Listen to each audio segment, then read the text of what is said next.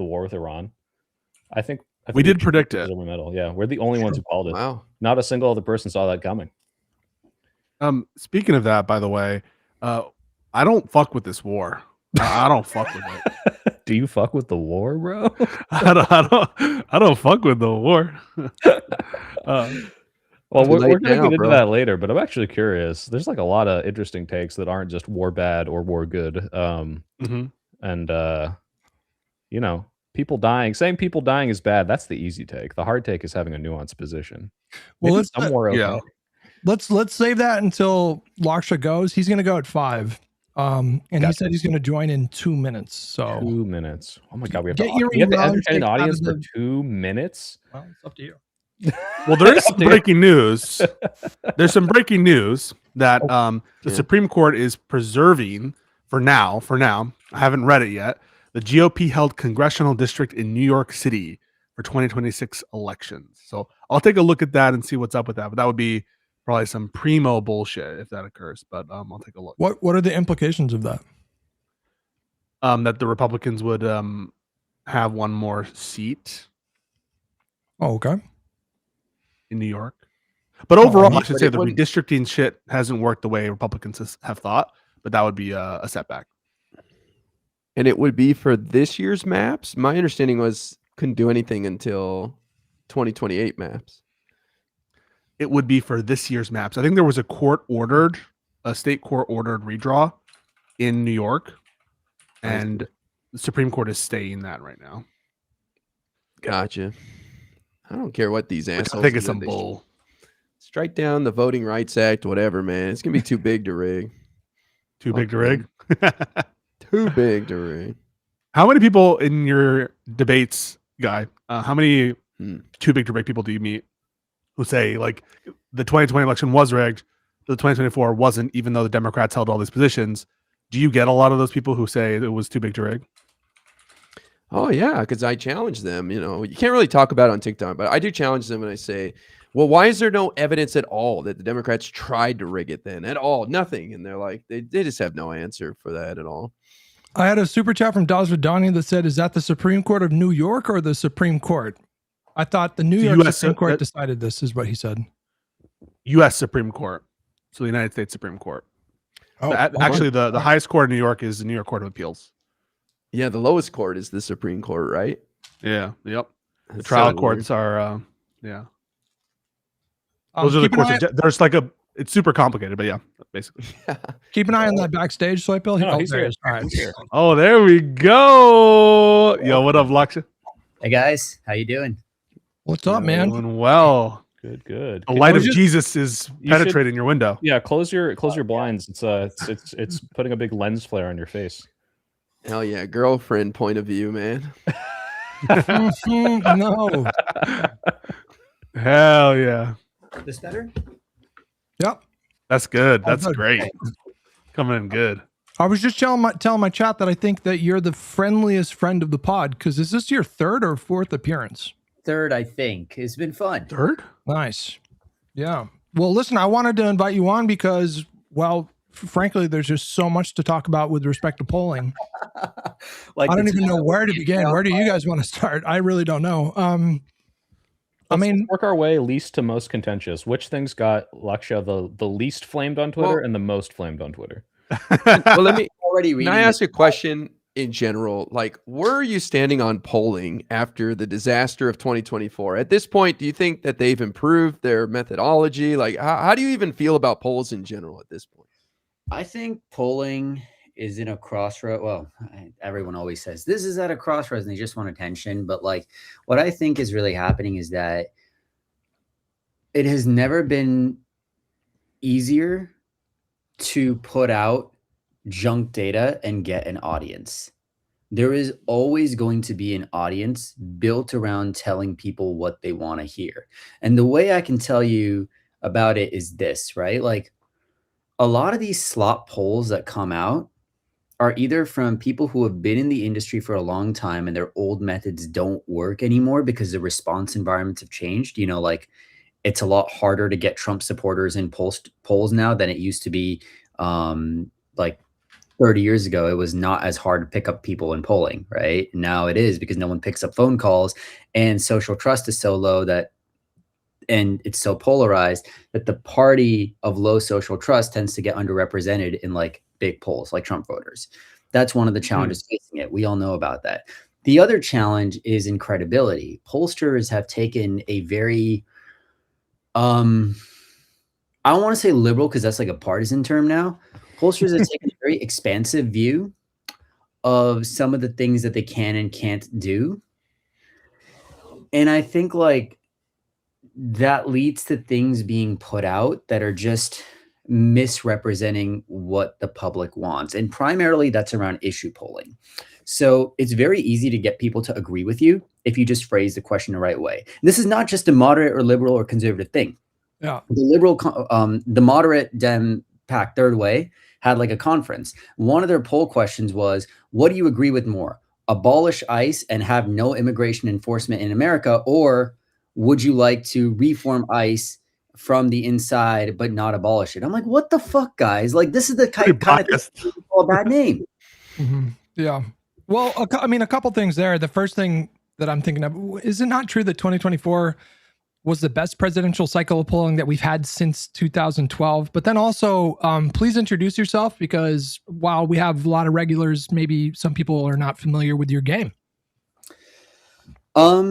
Yeah, so my name is Lakshya Jain. I'm an ML engineer / software engineer by trade, but I also happen to be the head of political data at The Argument. But that's a fancy word for saying I run their polls and I write columns based on the polls that I conduct. So that's the main thing that I do. I do a whole bunch of political data. We founded Split Ticket like 4 years ago, and that's where you probably heard a lot about, like, for you folks on the call, the whole moderation versus like progressivism versus conservatism. That was like, we made a baseball type of metric, wins above replacement, to assess electability. So before this, that's what I did. And like, I don't know, I think blending software engineering and polling has really interesting ways to go about it. Lets you mine a lot of data and get a lot of cool insights that a lot of people don't think of. But then also, I think you just have a front row seat to like what's happening in Silicon Valley, and you're like, oh, I don't feel great about this sometimes. Well, why don't we jump straight into? You mentioned that you're the pollster for The Argument. You came out with a poll, was it last week?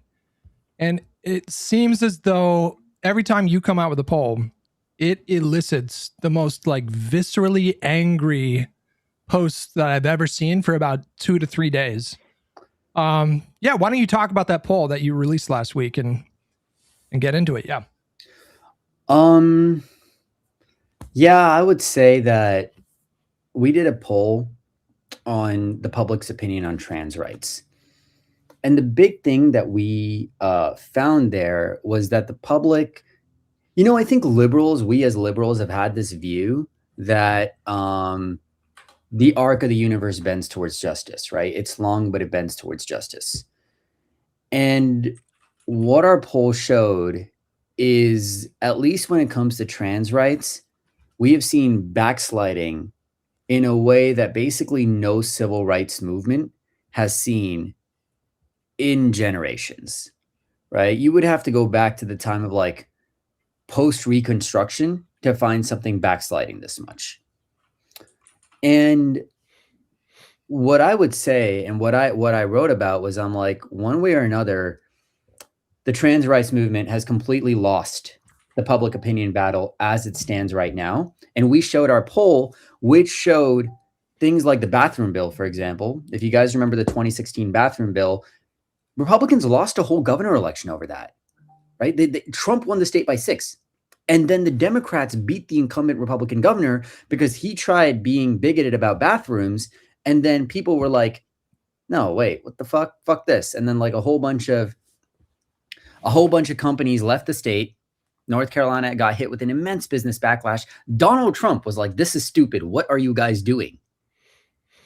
And that was like hailed as like the signature victory for trans rights. And so I was like, look, guys, 10 years on, bathroom bills are plus 20 in popularity. Something has gone very wrong here. And it's probably worth looking at the movement and figuring out like, where did they go wrong? Because yeah, the Republicans put in a lot of money, but like both sides are going to play politics over this. You don't just expect that like one side is going to be like, oh yeah, sure, go ahead. There's always going to be a side pushing against you. So I was like, something's gone wrong here. And you would think that I called for like the lynching of Joan of Arc. Well, I want to say, I think the reason you're seeing so much anger about it is it's at the same time you see people shitting on Gavin Newsom for saying what I think can be perceived as common sense, but absolutely can also be perceived as throwing trans people under the bus when he says, we need to focus on table issues and not pronouns. And if you view that as, okay, I'm not going to like be pushing for everyone to have their pronouns in their emails, it's like, yeah, a lot of people seem like as anything that deviates from their normal life, they'll be like opposed to regardless of what it is. But if it's, I don't want to help out or take an affirmative stance on trans issues, that could be really bad. And so when you introduce this poll at that same time, people see that as, oh, so therefore we should go with the polling and not support a bathroom bill. Where my opinion on this is, I don't know about you guys and weigh in, we should take an affirmative stance and say, I don't give a shit that 53% of people are strongly supporting this, like, you know, trans people need to use their birth sex bill. I think that's stupid. And I think we should take an affirmative stance and try to push people the other way. But that's just me. Well, I think with Newsom, one thing I want to point out is the reason Newsom's getting that reaction is because nobody trusts him. It's not about what Gavin Newsom is saying. It's about the fact that Gavin Newsom is saying it. Look, I'm from Santa Clara. I grew up 20 minutes from where Gavin Newsom went to college. He grew up in Marin County. I live like less than an hour from that now. So trust me, everyone here knows Gavin Newsom or his, you know, someone in his orbit. Gavin always does what's best for Gavin.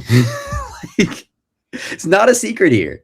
And the reason Gavin Newsom got that reaction is not because he said we need to be more common sense on these issues. What he said is what Bernie Sanders has been saying. Like, no one wants to be police, just let people be. But when Newsom says it, you don't trust him. That's the thing. Can I ask, Lakshya, is there a broader element about trust with respect to the Democratic Party that they're doing enough in terms of the messaging? So let me give you a following statement, something like, Democrats haven't spent enough time or money messaging strongly on trans issues. Would you agree with that sentiment, that Democrats have sort of dropped the ball in terms of their messaging if they're losing this much ground? I think they've dropped the ball in terms of their messaging. This is one thing where, by the way, I actually do have some sympathy from like, I do have sympathy towards like the online crowd saying Democrats kind of failed them. Not because Democrats started voting for a bunch of anti-trans legislation. It's objectively true that the Democratic Party is better than the Republican Party. It's night and day, especially on trans rights. Right. Yeah. But now I'm going to add the but. The issue of what wins Democrats' elections is not the same as can you advance trans rights. Those have overlaps. Those are not the same thing. And the issue here is that with the Democratic Party, the more they talked about trans rights, the more ground they lost. And so at some point, they said, we cannot talk about this, or we really, really need to cede ground. And I think now that's kind of true, but it was a choice to get here. And the way we got here was that people picked the most ineffective ways to elevate this issue in salience, the most ineffective ways to platform it. And, you know, Democrats started taking the Republican bait on a lot of the culture wars too, which I found pretty disappointing in hindsight. And I think so, Pisco, to your point, I don't think it's that the Democrats didn't message enough on trans issues. I think it's more like the way they did it and what they did ended up picking all the wrong fights and picking the angles that voters disagreed with us on. That's what I think happened. Can you get into more detail about that? Like, in what ways do you think this was the case? Sure. So like one of the pieces that I have coming out actually like Wednesday is literally what happened with the gay marriage movement and why was that like so durable, right? Like in our poll, in the same poll, we found that 66% of the country is in favor of gay marriage being legal, something like 66%. And this is near its all-time high in support. Even as you saw the backsliding in gay rights, or in trans rights, gay marriage is at near an all-time high in support, including by plurality of Trump voters. How did this happen?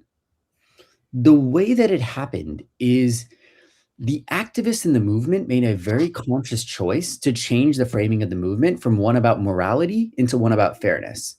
So with the gay rights movement, opinions started to change on this long before people thought it was morally acceptable for two men to have sex with each other.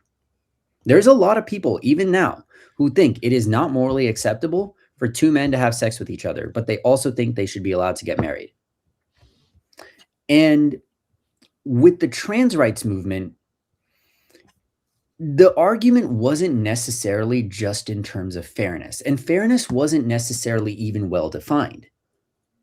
I'm going to bring up the sports issue again because I think it was actually pretty central to the whole start of the Republican push. They didn't start with the bathroom bills. Like, they didn't start gaining traction through the bathroom bills. They picked the weakest issue, the one where most Democrats don't agree with the party, sports. And Democrats then didn't have a frame back, so a lot of people started fighting on the sports issue. The gay rights movement made a choice to frame everything in terms of fairness. What is fair? What should we do? And they also learned to accept half measures. They learned to start. Civil unions are not the end goal, but they are a good middle point so we don't backslide. We work incrementally. The trans rights movement had a no debate culture, which the Democratic Party continued to foster with its activists, with its staffers, online where all the journalists are.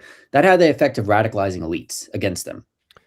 What do you mean no debate culture?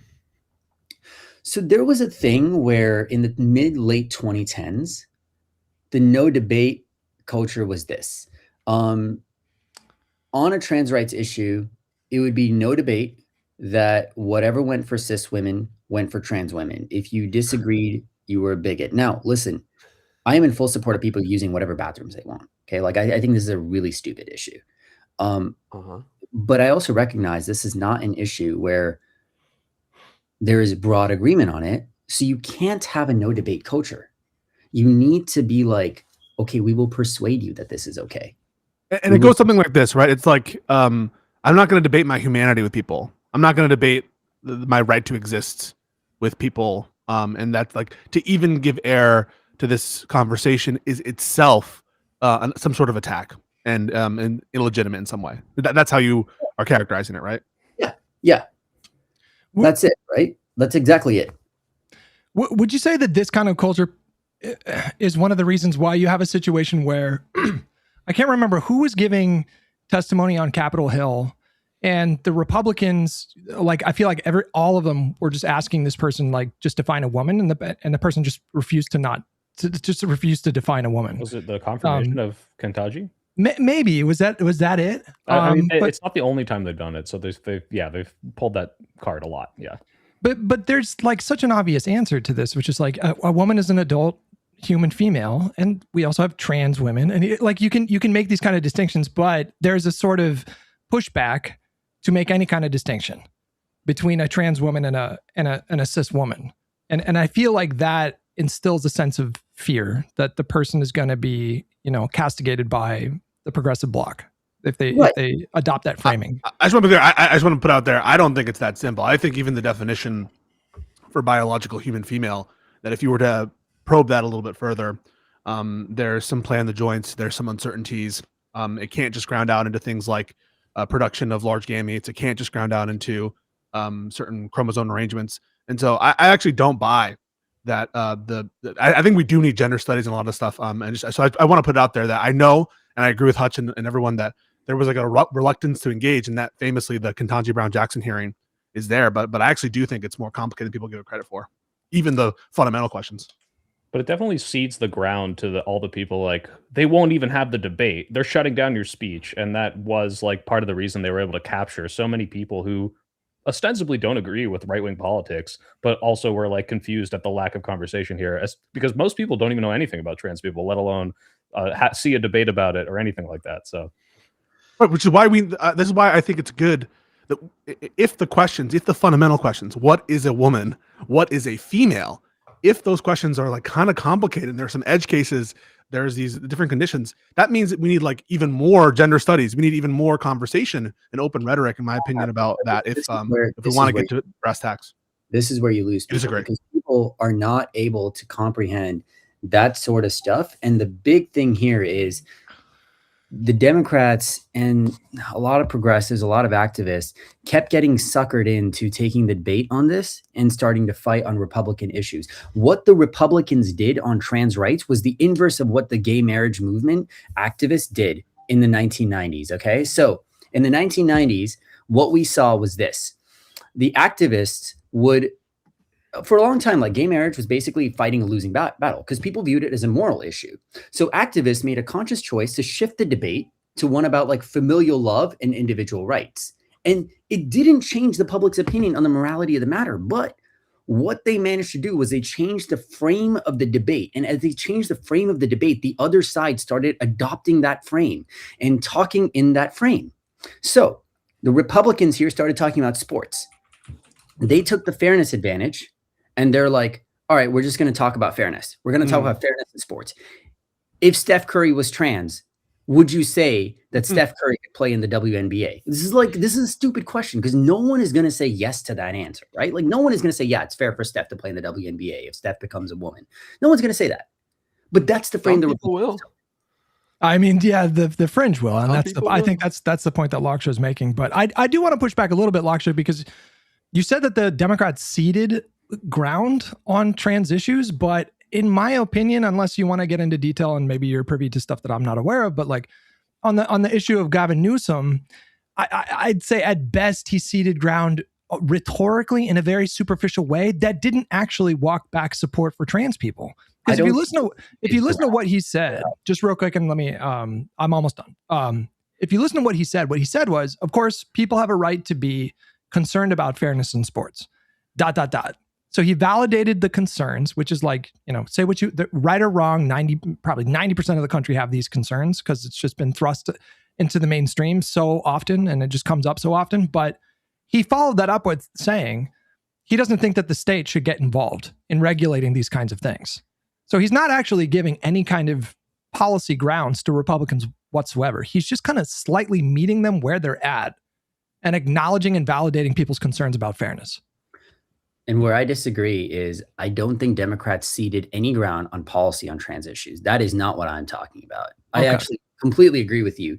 The Democratic Party is the reason that trans rights is not a -70 in the United States right now. Because if the Democratic Party adopted the position of half of their base on trans issues, you would see public support for this collapse. The Democratic Party is the one thing standing between like basic existence for trans people and like a deep catastrophic backsliding that makes the UK look like Vermont.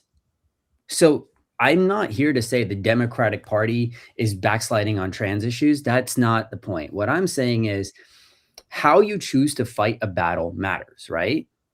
If someone is your lawyer, and fairly or unfairly, that's kind of what the Democratic Party is in right now with the position of trans people, right? Like, you're essentially their advocate. If someone is your lawyer and they keep fucking up in court, yeah, you'll probably like, yes, they're better for you than the prosecution is. But that doesn't mean that they're doing a good job for you. And the Democratic Party did a really good job with legislation for trans people and legislation that protected trans people's rights. But when it came to the frame on this debate, I think we can all agree that where we are now, 10 years from the bathroom bill, things have gone really bad. This is not where anyone intended. And if you want to say that like we stand up for marginalized communities, it is fair to say that we have failed, the activists have failed, the trans movement has failed over the last 10 years. And it should not be controversial to say that. Saying that gets everyone mad at you, but I think it is what it is. Well, are you positing that if we had the same legislative policy, but maybe we framed it in a way, because I think this is a good way to frame it. If you look at kind of how the weird stuff, like the calling of people weird, took off when Kamala replaced Joe Biden, in the same way saying, why do you care so much about what these people are doing with their lives? Don't you want them to be able to make their own choices? If they were to frame this that way, we would have a more successful Democratic Party and a more successful trans movement. I don't know that if the policy was the same, everything would be the same. I don't know that. I can't say that. Well, you suggested that if the Democrats adopted what the most democratic, the constituency says, this would plummet trans rights because it would bring unpopular issues to the forefront. But if you took an affirmative pro-individual rights stance on this and pushed this and tried to change the legislation and the mindset of people in the same way we did in California with Prop 8, like pushing for gay rights and did this countrywide. I mean, you saw this transformation happen on an issue that was unpopular. Is there not some path for Democrats to message differently and have the same ethics for protecting trans rights and actually push this conversation in a positive direction? Because clearly it didn't work in the way we wanted to in the last 10 years. But that doesn't mean that trans rights are a failing issue. It means that potentially, hey, people got really upset when they had to have pronouns in their emails or something silly like this that ultimately doesn't matter in terms of protecting trans people versus like making sure they can get hormones. So like, how do you push that conversation and actually protect these people? So to be clear, when I said that if the Democratic Party adopted the position of what half its base wants, right, like the position that support for trans rights would backslide a lot. What I actually mean is this, like, I think people don't understand how many Democrats believe that this is just that how many Democrats actually disagree with the trans rights movement. I'm not talking about taking positions like transports, like, oh, let Steph Curry compete in the NBA. I'm not saying that. I am saying the other direction. There are a lot of Democrats who are very, very conservative on trans rights and are still Democrats. I can literally put some concreteness there. I'm sorry. Let's just put some concreteness there. So, for example, people who believe that Title VII, other sort of employment protections shouldn't be extended to trans people. Is that a widespread belief? Other sort of bills on people over age getting trans-related transition medication, surgeries, that kind of stuff. Is that a belief that's widespread among Democrats? Can you fill it out a little bit? Oh, here we go. Yeah, it's in his poll. I mean, like, yeah, you can see that even people that voted for Harris are still not like overwhelmingly supportive of certain issues for trans people. Yeah, for minors, right? Yeah, but in terms of about puberty, no, I can give you some hard numbers. Okay, sure. People who believe that saying you are a gender that is different than the one you were born as is morally wrong. Okay, 20% of Harris voters believe that. Okay, 20% of Harris voters believe that. 71% disagree. So my apologies. Should not have said half. It is more like 1/4. Okay, 20 to 70. That's the ratio. 20% of Harris voters just straight up believe that if you identify as a gender that is different from the one you were born as, it is morally wrong. So when I say if Democrats wanted to adopt the position of a good chunk of their base, which, by the way, let me be clear, that includes 50% of Black voters here. 50% of Black voters believe that identifying as a gender different from the one that you were born as is morally wrong. If Democrats took that point of view, you would see what we see is that the base tends to follow their elite leaders as well. So that's what I mean when I say that there would be a lot of backsliding. Got it. Right. And so, but the converse of that is if we took a more affirmative position, there's a way that we could push some of this electorate to being more trans accepting, no? But that's what we tried, right? For 10 years, that's the type of thing we tried. It's not a binary, right? It's not, we tried to be pro-trans, that sucked. I think a lot of the pro-trans messaging was like, even to me as a pro-trans person, was really like annoying and like very virtuous signally and not very effective. Yeah, we agree. Guy, it's on it. I feel like you were trying to jump in a minute ago. Well, I just want to say I understand there's been setbacks for the trans movement, but we have a trans woman in Congress. We have a trans woman who was confirmed by the Senate, including Republicans. So while I feel there are steps back, there are some steps forward. And I feel like the public acceptance of trans people must be there to some degree if we have someone representing, so many people in Congress as a trans woman who is well respected. So I try to look for the wins as well. I mean, is Sarah McBride really respected? One of the first things that the Republicans did was to change the rules to force her to use a different bathroom. That was literally like they did that like the first week. And so, I take your point, but if you're a trans person in this country, I don't blame anyone that is in that spot for feeling nervous about the current moment, given the slew of anti-trans legislation we're seeing at the state level. In red states. I'm not dismissing that. I'm just saying that there are some huge steps forward as well. Yeah, I mean, But I mean, here's what I would. You guys discount that? Does anybody disagree with me that a Senate confirmed trans woman as assistant health secretary and a trans woman in the House of Representatives is not a big deal? It's a big deal. But it's also, you're looking at like, okay, that's her district versus like nationwide. How is this issuing, and how many people are using this as like a wedge issue in an election when it really shouldn't be? That's like a bigger concern. But yeah, I think we still have made a lot of strides within the party for sure. Well, I've always felt that that's how you get these newer things accepted by America, is like people see somebody just being normal who lives life like that, whether they're gay or whatever, and they start to accept it, and it moves forward. So I do agree there's been missteps with what we've been pushing for, and the messaging may not be working in many ways, but I do think, to me, that's a sign of progress. Yeah, and the congressman like misgendering her like in front of everyone, I think was like such a good clip of, wow, you just look like an asshole to like the average person. Right. Yeah. Which is like, I think, yeah, good messaging for pushing normies more towards pro-trans stuff. Also, I have to say this before I forget, Lakshya, I think you have a bad batteries on your smoke alarm. Dude, I know it started this morning. I really hate it. And I honestly was like half debating asking you guys, can I step out and fix that shit? Because it started 2 hours ago and I am so annoyed by it already. We don't live in a high fire danger area during an incredibly hot season or anything. I know. Right? Frustrating. I'm in California. No. You have to leave at 5, right, Lakshya? Because I know we could stick on this for a while, but we also definitely want to talk about the Graham Plattner polls and the Tallarico and Crockett polls as well, if you have time for those. Yeah, so let me wrap on one thing on this, and feel free, Hutch, or anyone else, if you guys want to just correct me on it. But here's what I would have done, right? Like, I think in hindsight's always 2020. I would not have had this thought in 2016. What the gay marriage movement did was they learned to accept certain half measures to secure what they had, and then continued pushing on acceptance in the rest of the areas. So they learned to neutralize unpopular frames before they took off. In this case, I actually believe, had the Democratic Party not fought on the sports issues and framed everything in terms of fairness, and then if they were asked, do you support men and women's sports? They'd be like, no, that's stupid. Stop debating about this. No one's talking about that. But why do you believe that trans women should need to use the men's bathroom? Is this what you want? And pull up like a picture like Kim Petras or whatever and be like, do you want her using the men's bathroom? Is that what you want?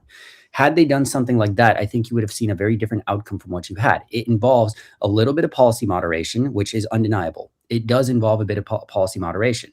The second thing it involves consistently and in a disciplined manner, taking the framing of fairness and sticking with it instead of fighting on the other frame. And what Democrats did was the worst of both worlds. They picked the policies that were unpopular, elevated that to fringe issue, or took the Republicans' bait in elevating that into the central issue.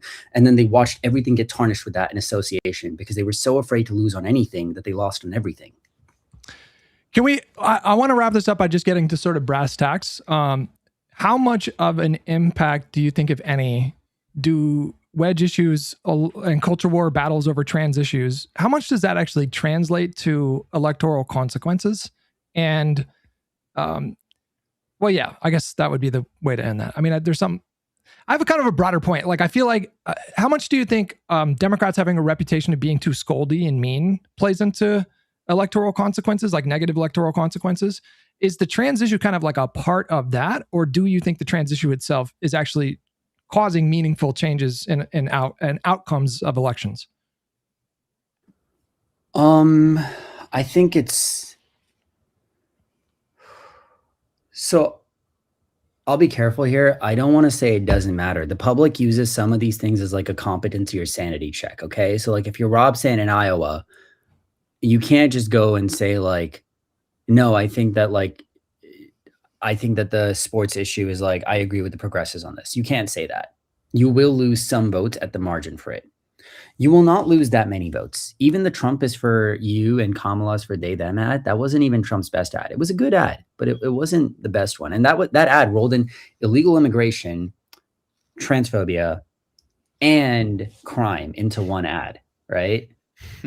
Which, God, what the fuck was a VP thinking in 2019? Anyways, like, see, when I say unhelpful shit, this is exactly the type of thing I'm talking about. But I don't think you would lose that many votes on this, because in our poll, Democrats led by 6 at the same time as the public's view on trans people was the most hostile it had ever been. You can clearly win elections even despite keeping this. And that is a choice for people to think about. Do you want to just stick where you are and let public opinion kind of guide you and then like change based on that? Or do you want to just say like, you know, screw public opinion. We are what we are. We stand for what we are. And we will win or lose elections on other things. The Republican Party has a lot of unpopular elements in their platform. They still win elections too. So, you know, both sides can do it. I won't say that this is the big thing holding Democrats back. I do think that it hurts on the margins in red states and policy, and people should get freedom to break from the party on that. Does that answer the question? It does. Yeah, it does. I mean, I'd love to spend more time on that, but I do want to get to these other topics too. So I don't know. I think there's 3 things. I want to talk about Tallarico versus Crockett. I want to talk about Platinum versus Mills. And I want to talk about the 2028 primaries. So why don't we just do it in that order? Give us your thoughts right now on the state of the race in Texas. If you had a gun to your head, who do you think wins the Dem primary? Who do you think wins the Republican primary? And who do you think wins that general? Tallarico, Paxton by 2. Oh, that breaks my heart. It makes me sad. Why are you saying Paxton? What do you mean? I will say, like, I don't have a high degree of confidence in that. Paxton is probably one of the worst nominees I've seen since Roy Moore. And I mean that with all my heart. I think Dr. Oz is a slightly better nominee than Ken Paxton is what I mean.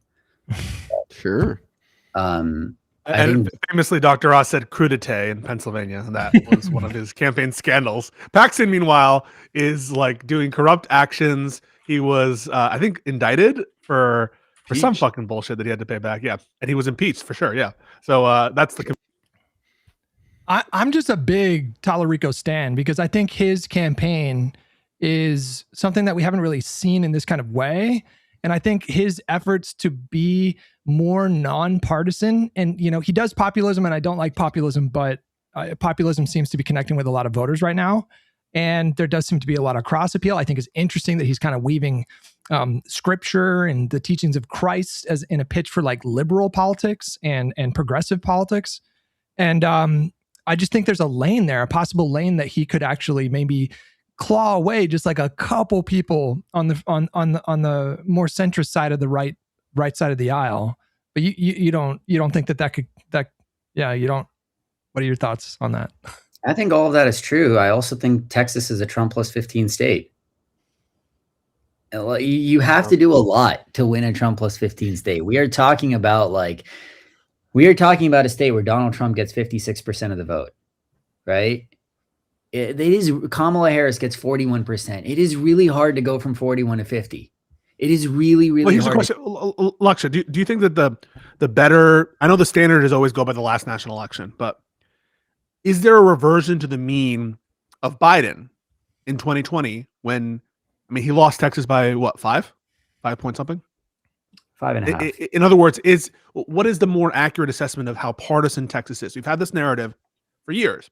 Texas is turning purple. Texas is turning purple. And there was a consistent trend of becoming more blue every national election. And then we have 2024, which bucks that trend. Is it accurate to say that Trump is a plus 15 state, or was that a one-off? Just like the votes, you're seeing a lot of Latino voters who in droves went to Trump, black voters a lot more than you would think, black men vote for Trump. Is there a reversion to the mean happening that it's not a real Trump plus 15? What are your thoughts? I think Texas is really relative to the nation, because that's what matters. I think Texas is roughly an R plus 12 state. That's a combination of where it was under Harris, which was R plus 13, and then where it was under Biden as a nominee. I think Texas is an R plus 12 state. I think Democrats win the House vote by 7. And I think, or 6 to 7, give or take. And I think where you end up after all of this is Paxton is a really bad nominee. It's also really hard to get a 5% candidate advantage. Fetterman was a good candidate. Okay. I realize that this guy is like brain damaged now, but Fetterman was objectively just a good candidate, especially for Pennsylvania. For the moment, for that election. That would make Shapiro an excellent candidate, because Shapiro just stomped Mastriano. Well, Mastriano was probably the worst gubernatorial candidate I have seen in like a generation, just to be clear. So Mastriano made Dr. Oz look Mastriano made Dr. Oz look like Mother Teresa. Yeah. And Shapiro than Fetterman. We haven't won statewide as a Democrat in Texas since like the early 90s. So I've been trying to caution people, like, let's focus on races that are more realistic. But how does Crockett do versus Paxton? I think if Crockett is the nominee, you're not going to see Dems put a cent into Texas. I think Crockett loses by 8. I think. But why then? Why then do you think Kamala endorsed her? I don't think Kamala's just endorsing a loser. You think Kamala has good political instincts for what wins the median voter? Sure, I do. I think Kamala has had an amazing record up until very recently. What is that amazing record? Please enlighten me. Well, her starting in San Francisco as DA, where she ran unopposed for re-election, then Attorney General, where she won handedly re-election, and then going on to the Senate. Whoa, time. And winning as vice president under Biden. She won by 15 in a state that voted for Obama by 23. Like, this is, if you put me in a state that voted for, if you put me as a nominee in a district that gave Kamala Harris 65% of the vote or 63% of the vote, and you said run here, I'd probably win that election just because a rock with the Democrat next to their name would win the election. But that doesn't mean I'm a good candidate, right? Well, but these are competitive states as well. She was up against other competitive candidates. These are like San Francisco is one of the most competitive cities in the nation, and to run unopposed for DA, I know it was a while ago, is pretty remarkable. Do you mean competitive against other Democrats? Is that what you mean? Yes. Democrats. Oh, okay, yeah. All right.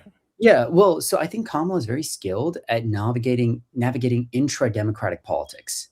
I don't think that's the same as navigating inter-party politics.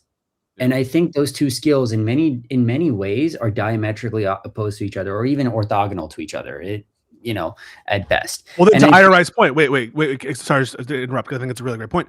If she's good at that, could she be nominating Crockett, not because she thinks ultimately she has an amazing shot at beating Paxton, whoever the Republican nominee is, but because she wants to navigate and get ready for the primary that's coming up that she's going to compete in for president? I think that's a very good signal. I think it's a very good signal, and I think it's entirely possible that Kamala continuing to, stay active in politics as in a way that ensures that she retains the support of Black leaders in South Carolina.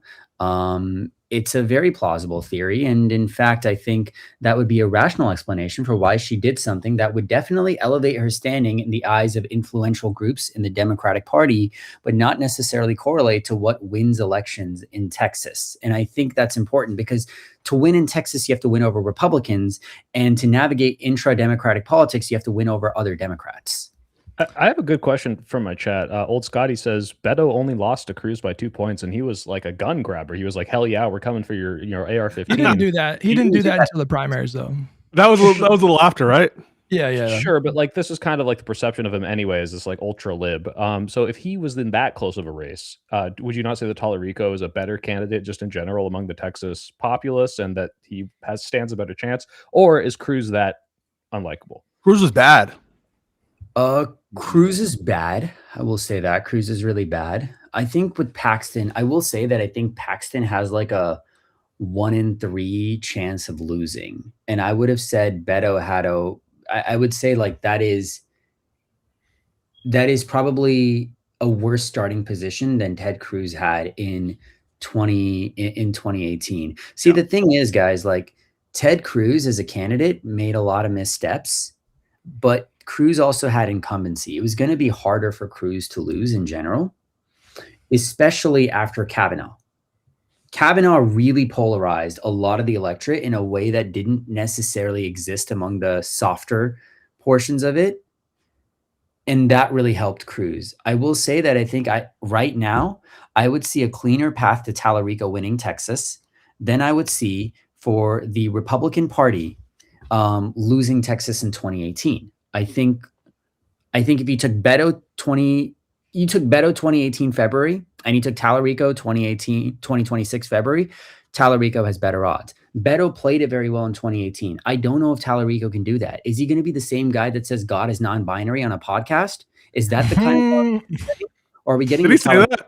Based. Yeah, All right. We have to move on from this, but I want to tell you right now, I'm willing to lock in a bet with you right now. If Tallarico wins and Paxton wins, I'll bet $50 that Tallarico wins. Hutch, you can't say this. I know yesterday you just released I used to have a gambling problem video, and now every time you try to bet one of our guests, I'm going to tell you not to. Shut your mouth. Shut up. You want to take that? You want to take that bet, Lakshya? Are you a betting man? I'm Jain. I can't gamble, but I'll tell you this, okay? Okay. I would, if I was a betting man, I would not take that bet because I am not super confident in Paxton, because ultimately Tallarico has to make up a 5-point candidate effect on Paxton. Could he do it? That's the same as Dr. Oz. So, maybe. I think he's got the juice. All right. I don't want to leave Texas. We got to get to Plattner. But I just want one question on Texas. There's one question on Texas, and that's the Republican race. It sort of locks into what you were saying before about certain polling. There was a poll released by Cornyn and his people, or at least people affiliated with him, that shows him a little bit higher. What do you think of the race? Is it really that competitive? And is Paxton going to get hurt at the end of the race? And then we'll move on. I think Paxton wins. I think it's going to be the bloodiest primary seen since 22 Pennsylvania, and the effect of the runoff. The effect of the 22 Republican primary in Pennsylvania was that Dr. Oz was done from the start. Same with Arizona 22. Masters was done from the start because of the negative advertising. I think the same thing could happen to Paxton here, but we haven't seen it. I expect Paxton to win. I don't know how negative Republicans will go. Okay, these are not firm predictions, but it's the same question. So gun to your head, if you had to pick who wins the Republican, well, obviously Collins is going to win that primary, but who wins the Democratic primary in Maine? Who wins in the general? Plattner wins the nomination by a comfortable margin. I would say like 10 points. And then I think Plattner wins the general by like 1%. And I hate Graham Plattner, so that's wow. Okay. Now I'm curious, if it was Mills, would she beat Collins, do you think? Mills would beat Collins by 4. Wow. What is what is this based on? Because that's not really what the polling suggests, right? I feel like I've seen a lot of polling that shows that Plattner is stronger than Mills in a contest with Collins. Yeah. And the persuadable voters right now are not necessarily paying attention. The people who are swing voters in Maine, this is the biggest misconception people have. People always think swing voters are like high information voters who like pay attention to every little thing and then like make their choices based on that. Mm-hmm. Swing voters, by definition, if you're a high info voter, you're almost certainly a partisan. The high info swing voter lives exclusively on Twitter.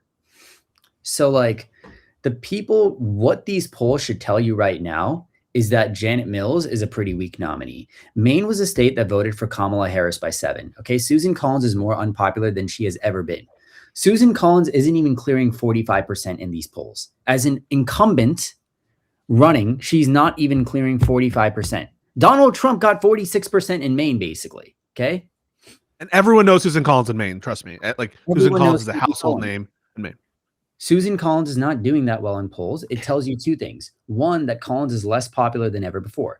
2, the Janet Mills, everyone knows Janet Mills, and people broadly don't love Janet Mills because she's really old and she's the exact version of the Democratic establishment that they all hate. Now, because Kamala Harris won Maine by 7 in an R+2 year, you would expect that in a D+7 year, that's like a D+14 baseline, right? It's really hard for Collins to get a 14-point candidate effect, considering in 2020, when she was much more popular, that's when she got that effect. She's less popular now.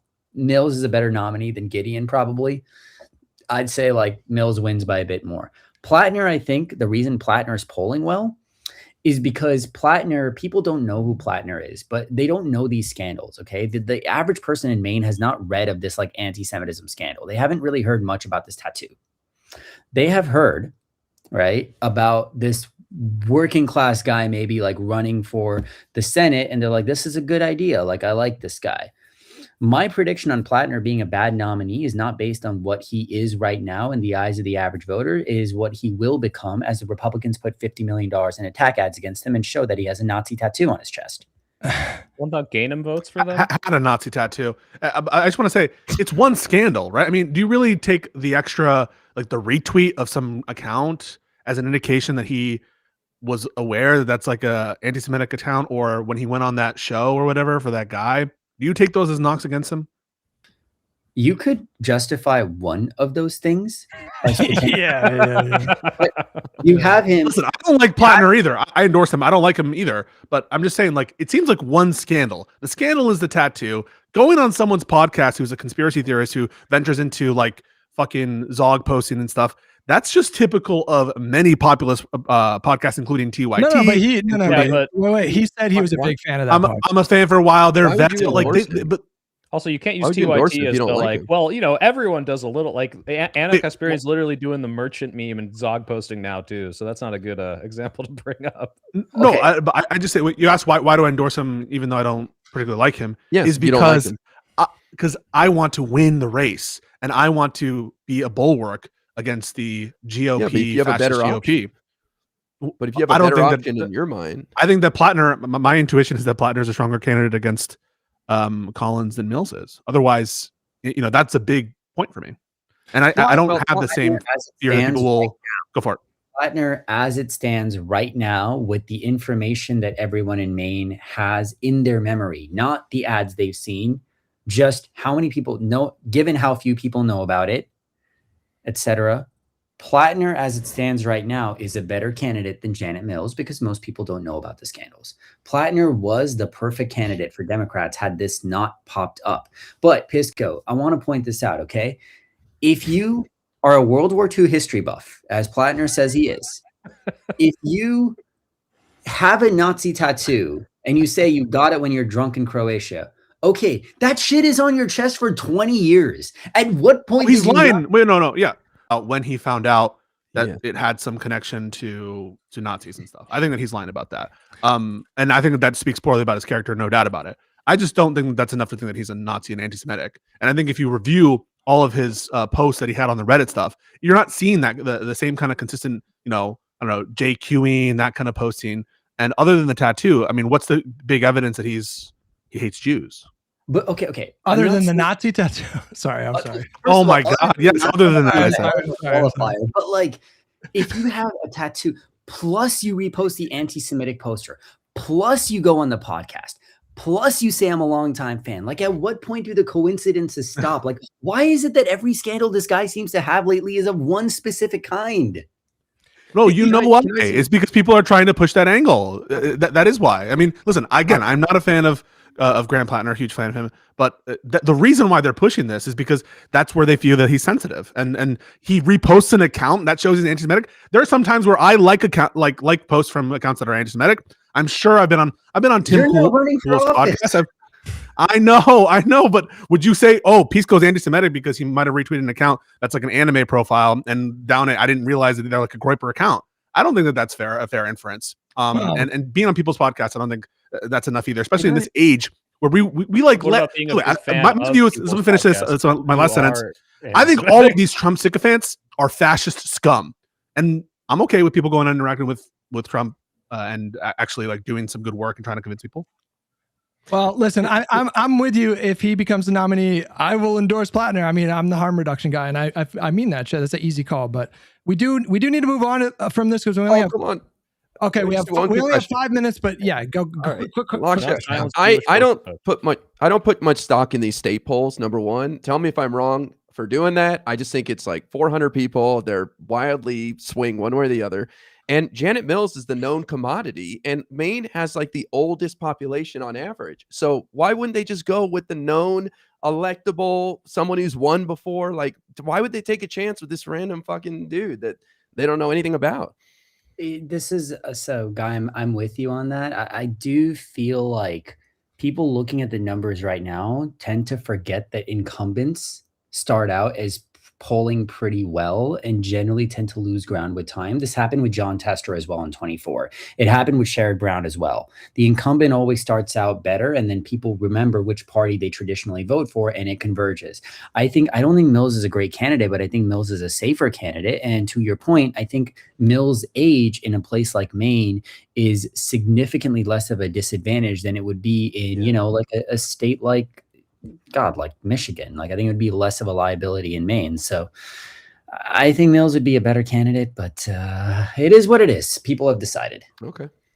Okay, so last topic, and you said you were kind enough to say that you could stay an extra 5 minutes. So we got about 9 minutes here. The state of the 2028 primaries. I feel like there's a really direct way we could get at this question because there was some reporting that came out yesterday or the day before that there are forces that are genuinely pushing AOC to run as president in 2028.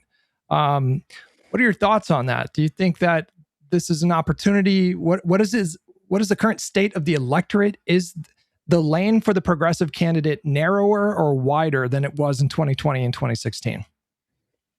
So my opinion is that it's Newsom is most likely to come out as a nominee. I do not like Gavin Newsom, so that is its own set of challenges. I think between the two, AOC is probably slightly better electorally as well.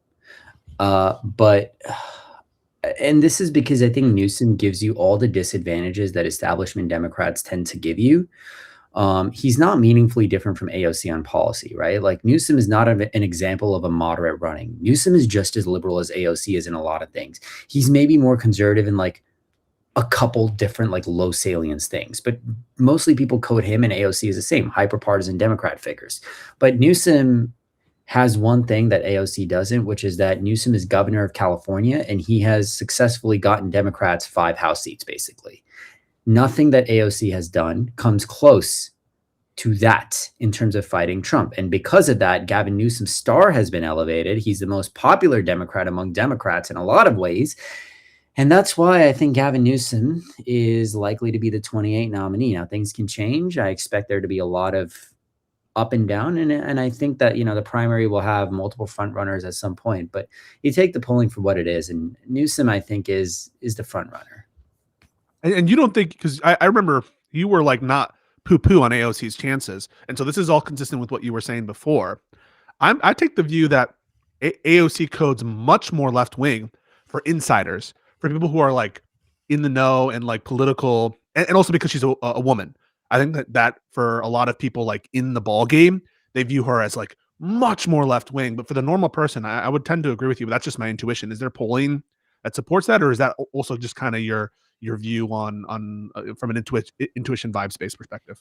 Yeah, no, that I can actually give you numbers on this. So like we test favorability of people like very regularly just to see what it is. Okay. And like 8% of Trump voters had a favorable view of AOC and 73% had an unfavorable view of AOC.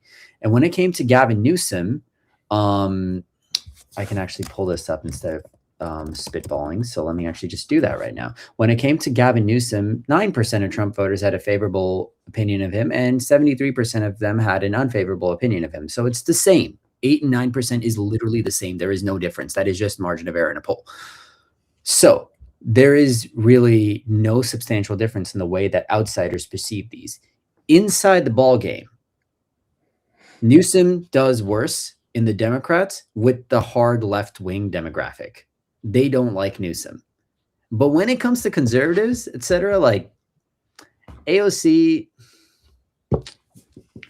I think it's just proof that Gavin Newsom is like not really that different, not viewed as that different from AOC in a host of areas. And we just don't have enough evidence to suggest he'd be substantially more electable. So we'll see. I mean, I will say Newsom does better like economic moderates and economic conservatives and social moderates and social conservatives by a couple percent than AOC, but like not by enough to suggest there's any daylight between them. Yeah, I will say a couple on substantive policy just real quick, and then I'm done. I know I've been talking. I think that we have to address it. There are some differences. I would say differences in terms of rhetoric on certain foreign policy, especially Israel. AOC different than Gavin. On healthcare specifically, unabashedly, AOC will immediately jump to Medicare for all. I'm not saying that Gavin is against Medicare for all or vetoed Medicare for all in California. I know that triggers some people when we talk about that, but I think he's talking about perception, though. I don't think he. I mean, I think I'm just mentioning that. I think there are substantive differences, and then finally, I think the endorsement from New York DSA. I think that there are differences. Soy pill, get in there.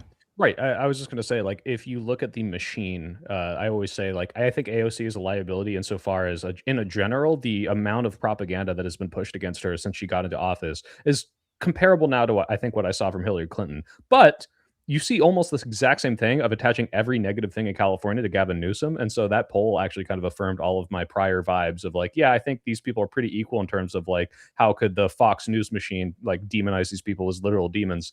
But I do think that AOC does have better charisma to the average person when you actually hear her speak. I think it just comes out as more authentic and more like, you can say populist, but I think it does just appeal to more people. But, then you got to factor in how many racist, sexist people are going to just kind of write her off in general. So it's a toss up for me. Women generally tend to do better with women and worse with men when it comes to the electorate, and more women vote than men do. And I can guarantee you that like this is literally just down to like behavioral level differences between the genders. Cause like, when was the last time any of you went to the dentist? A month ago, 2 weeks, 3 weeks ago. No, I'm not going to comment. I'm not going to comment on conjecture and speculation and liberal propaganda. Should be going every year at least, guys. I don't need the lecture. Are you saying that women, because they'll like know when they went to the dentist, or that men don't go to the dentist? No, it's because women tend to do these things, like the things that require regular, sustained work. They have to do with like civic duty or self-care or like obligations or paperwork or whatever. Women tend to be better with that sort of stuff, and that's why women vote at higher rates than men do. In every election, like 53% of the electorate is women, 47% is men. Women. Lakshya, would you agree that having another man's hands in your mouth is kind of gay? Okay, all right. Hold on. Okay. All right. We gotta wrap up soon. So, Guy, you haven't spoken in a little bit. Do you have a question for Lakshya? And then I want to close it out with a question. Yeah. The 2028 stuff's interesting. I just think it's too early. We don't know what the issues are. We don't even have anybody declared running it. So it's all fun and games, but it's way too early for me to feel one way or the other. Okay. All right. So I have an interesting question. Lakshya, I want you to give advice for whoever the eventual nominee is for how to make both progressives and more quote unquote moderates, which is a very broad term. Like, what is a messaging campaign that can kind of make both camps somewhat happy? Because right now I'm thinking of the fact that a significant chunk of the electorate seems to indicate to pollsters rather consistently that they think that the Democratic Party is too extreme or too liberal or whatever. And I look at polling after 2024 that showed it was something like only 4 or 5%. You know the numbers better than I do. Or only 4 or 5% of the country thought that Kamala Harris was too conservative. But we do know that this tension between the wings bleeds into the mainstream. It gets covered quite a bit. It causes a lot of disruption in moments like these. How can someone like Newsom or a dark horse candidate like Ossoff or something, how could they possibly craft a messaging campaign, a policy platform that would make voting, a progressive voting for someone in the center, more palatable? Corruption. Go hard on anti-corruption. It's the one thing that gets everyone fired up. It's very easy to get partisan attacks in against Trump without reducing your credibility with swing voters. Ossoff, to me, is a great sleeper pick because he's done a lot of work specifically elevating the issue of corruption. It's how he won in 2020. It's how he is framing himself for 26. I think if you want to pick one issue for the Democratic primary, going hard on like corruption and elevating its salience is not a bad thing, because you get your hits against Trump, but you don't get dragged into this whole like trans surgeries for illegal immigrants type of thing that Kamala got dragged in 2019. When you get to the nomination, now you're not wounded in any sense. You have the trust of your base. You don't have to spend time placating them. You can even tell them to pound sand in a couple issues and they're going to be fine with it during the election because they're your base. But you've managed to shore up support, and it's the one thing that your base likes and swing voters love. That's I know Pisco agrees with you. One more thing, help us settle a debate. Help us settle a debate that's been ongoing for like the last week. What about specifically criminal legal accountability for the Trump administration? To what extent should the 2028 nominee run on, we're going to pursue the previous administration for any possible crimes? I wouldn't say specifically the previous administration. I would what Ossoff does is fair, right? He says like, look, we've got a culture of people basically this is a culture of rapacious plutocrats just looting the government. and they're going to pay for it, right? I don't care which party you're from. Now, naturally, it just ends up being a Republican party in most cases, but like Bob Menendez gets caught in the crossfire too, which big whoop, right? But that's the thing you should say. Like, you shouldn't make it an explicitly partisan thing. Code it as nonpartisan, and Democrats are smart enough to get the signal that you're talking about the Trump admin. Thank you so much. I just want to be clear about something. If that's determined to be the smartest thing, I obviously would support like whatever is most likely to get more votes. But I do want to be clear, for my preferences, I want to just be who I'm going to vote for, who I'm going to consider the best candidate. I want to have that signal, and it might be implicit like that. But I do think a lot of Democrats care about it. But yeah. Lakshya, thank you so much for coming on. You're one of my favorite guests. Where can people find you? Yeah, plug your channels. Yeah. Nowhere, it doesn't change his batteries, which you should do right now. Yeah, I'm at The Argument. I run their polls, theargumentmag.com. If you guys check us out, love it. I'm also at split-ticket.org. So yeah, thanks for having me on, guys. I really love this. Hopefully I didn't make fun of anyone, but yeah, I love we didn't ask you a hard question. We didn't ask you a hard question. If Platner's the nominee, will you endorse him? I'm a poster. What does it matter? I'm a writer. I'm a journalist. Oh, we got a little Hassan moment right now. We got a little Hassan moment right now. Appreciate you, Lakshya. You have an audience, Lakshya, now on this podcast. By the way, all your links are in the description, so everyone can go check you out. Bye. Awesome, man. Take it easy. Bro. Enjoy the rest of your week. All right, boys. Let's talk about Iran. We'll get who wants to start on this one. I have a lot of thoughts, but I've been talking a lot. So I'm not from a dumb layman. All right. I don't like that we just did what I would probably consider an illegal war because we didn't go through Congress. I don't like war in general. I have no idea if this is good or not. They have been telling me the same thing over and over again for the past 30 years, which is Iran is 1 week away from weapons grade nuclear material, and it's been several weeks. I'm not quite sure if they ever were that close or if this is just an excuse, but I'm not entirely sure that killing a dictator is bad, even if I think the method, you did the wrong math to get there, but your answer is good. So someone tell me what position to take on this, other than obviously Trump is doing a bunch of illegal crap. Guy, you've been quiet. You should jump in here. Well, I mean, 6 soldiers dead already. No end in sight. Possible ground troops on the horizon. Seems like Iran's been sadly playing it pretty well, if you ask me, by attacking all the Gulf nations and spreading the things that need to be defended and putting the pressure on America and Israel. So I don't know where this goes, man, but it's not looking pretty right now. I mean, it's a political gold mine for the Democrats, but I hate to be, crass about it, but it seems like it's a disaster so far. I think it's an illegal war. I think it's an unjustified war. I think it's a disgrace. I think it's a disgrace for the few Democrats who have confirmed that they're not going to vote for the war powers resolution or somehow attempt to curtail Trump's authority here. They've been lying to the American people about why they're doing it. You watch them have these ridiculous statements contradicting themselves because they know that there's no good basis to believe that Iran was, imminently about to acquire a nuclear weapon. They know this whole. Are you talking about Moskowitz? And was there 3? Yes. Yeah. Yes. Okay. I'm gonna support primary challenges against those people because it is disgraceful. If we care about liberal government, and we do care about liberal government, this is just a process argument. But it's not just process; it's structural. The people of the United States gave the power to decide war, which is what they've called it. They've called it a war because it is a war, because it's obvious a war. Everyone knows it's a war. To Congress and not to the president. And the notion that we would stand by while the president usurps that authority so he can declare more emergencies here, so he can try to link it to election theft, which he's trying to do already. He's already said that. You would have to be a low IQ fool to grant him this authority or to preemptively say, we're not even going to check it. We're not even going to ask for a vote. It is disgusting that Moskowitz and friends are allowing this to happen, and I will wholeheartedly support any challenger to their seats. It's disgusting. As to the actual war itself, how does this help America? How does this help the region? We have no good reason to believe that after this air campaign, with no good, strong alternative in Iran to rise up and take ownership of the regime, there's no alternative force there to think that a regime change will be successful. This whole thing about, it's humanitarian. Have we just forgot all of our history? Who believes that Trump or the administration cares about the humanitarian well-being of the Iranian people? That's just that's lunacy. No one actually believes it. And now Trump is already signaling oh, we need someone to talk to. We want to get into talks and stuff. This will only last 4 weeks.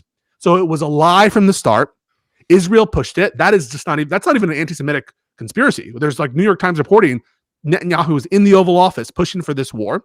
And but he's ultimately, done it to previous presidents. Yes, yeah, and he has done it before.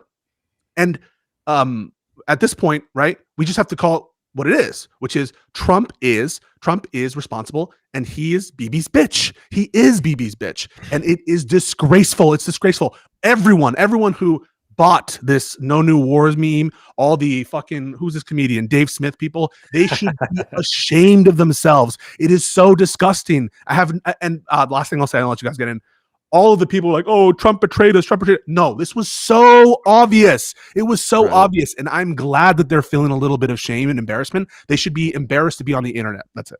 Yeah, I mean, we made all the predictions like before the election, and it was so silly. Like people go back to like a video I made on, they're like, "Well, how did you predict he'd do the opposite of all these things?" And I'm like, everyone who paid attention knew this, and like this is not some sort of like precognition Nostradamus thing. Like they just are a lying administration, and yeah, anyone who's like, "Oh, he lied to us," I have almost no sympathy for them. It's very frustrating. I liked it.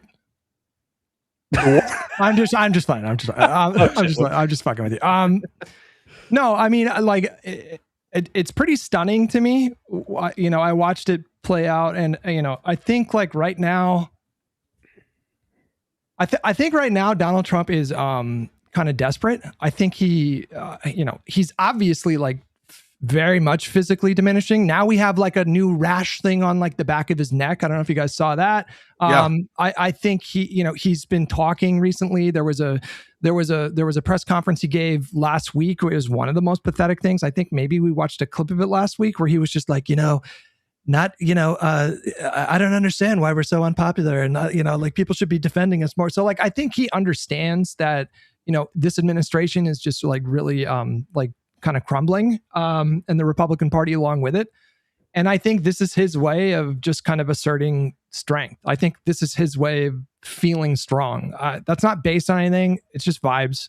Maybe he's motivated by something else, but that seems like the most substance. likely. Have you seen the movie? Every second, there's a new thing growing on him. No, I didn't see that movie yet. But like, at the same time, like, I don't know. I think it's a mistake to do what, I will not name names, but some social media commentators are doing, which is, like, so there's a lot of Democrats that are coming out, elected Democrats that are coming out with messages that condemn Khomeini and express sympathy for the people that are celebrating his death in Iran, people that have been, affected by his brutally repressive decades-long rule. And I've seen some commentators call this like weak from Democrats. And I think if you don't do that, you just look a little bit unhinged, because, to the extent that there are thousands of people in Iran that are experiencing catharsis and joy in this moment, I'm glad that those people get that feeling. I'm glad that people who have had loved ones that were murdered by this regime, or women that have been brutally repressed by this regime, I'm glad that they get to feel that for now. That doesn't change. It's hard for them to care about the internal struggles of congressional lawful war declaration, right? They're like, I don't give a fuck. Like my dictator's gone. Oh, but it's not. But that was true of Saddam Hussein. That's true of the Taliban, and that's true of Khamenei. Like, no. So I'm not. But again, I'm sorry. Go ahead. No, I was just saying. Like, I can understand. Like, I fucking despise theocracies. I despise the Islamic Republic. I'm not a fan of the Ayatollah. But it's kind of like weird to have a statement, like your official statement of it, where the premise of it is structured around obtaining a result that is ultimately unjustified to obtain because of its consequences and because of what it means internally. And so, yeah, I can be like, I'm not going to go around and shit on all like the Persians in America or the Iranians living abroad, or whatever, or the expats who are celebrating because a guy was awful. But I'm also like, not going to make the center of my statement, my official statement of response, like, wow, thank God the witch is dead, because that I think is missing the forest for the trees, which is what the fuck happens next. I'm brought back to Avatar: The Last Airbender when Uncle Iroh says, what next, right? You got the guy. Now what? What are you going to do? What's the plan? It doesn't feel like there's a plan. Every 2 seconds, there's another statement coming out of the administration, which like, I think Trump said something like, well, we had some ideas about who would be the next leader, but we kind of just killed them all. What the fuck, dude? This is a mess. No, I agree with you there. I don't necessarily agree with you on the messaging. I do think you run the risk of looking a little unhinged if you don't like throw a little line in there about how he was a fucking piece of shit. But to your point, yeah, we have, what is it, like the universe abhors a vacuum, and we've seen this exact sort of thing play out many times in ways where the chaos spreads, the violence spreads, and I haven't kept up to date fully on what they're doing, but it looks like Iran, to Guy's point, are maybe trying to force America's hand to agree to some kind of a ceasefire, is what I read from some foreign policy person that I follow.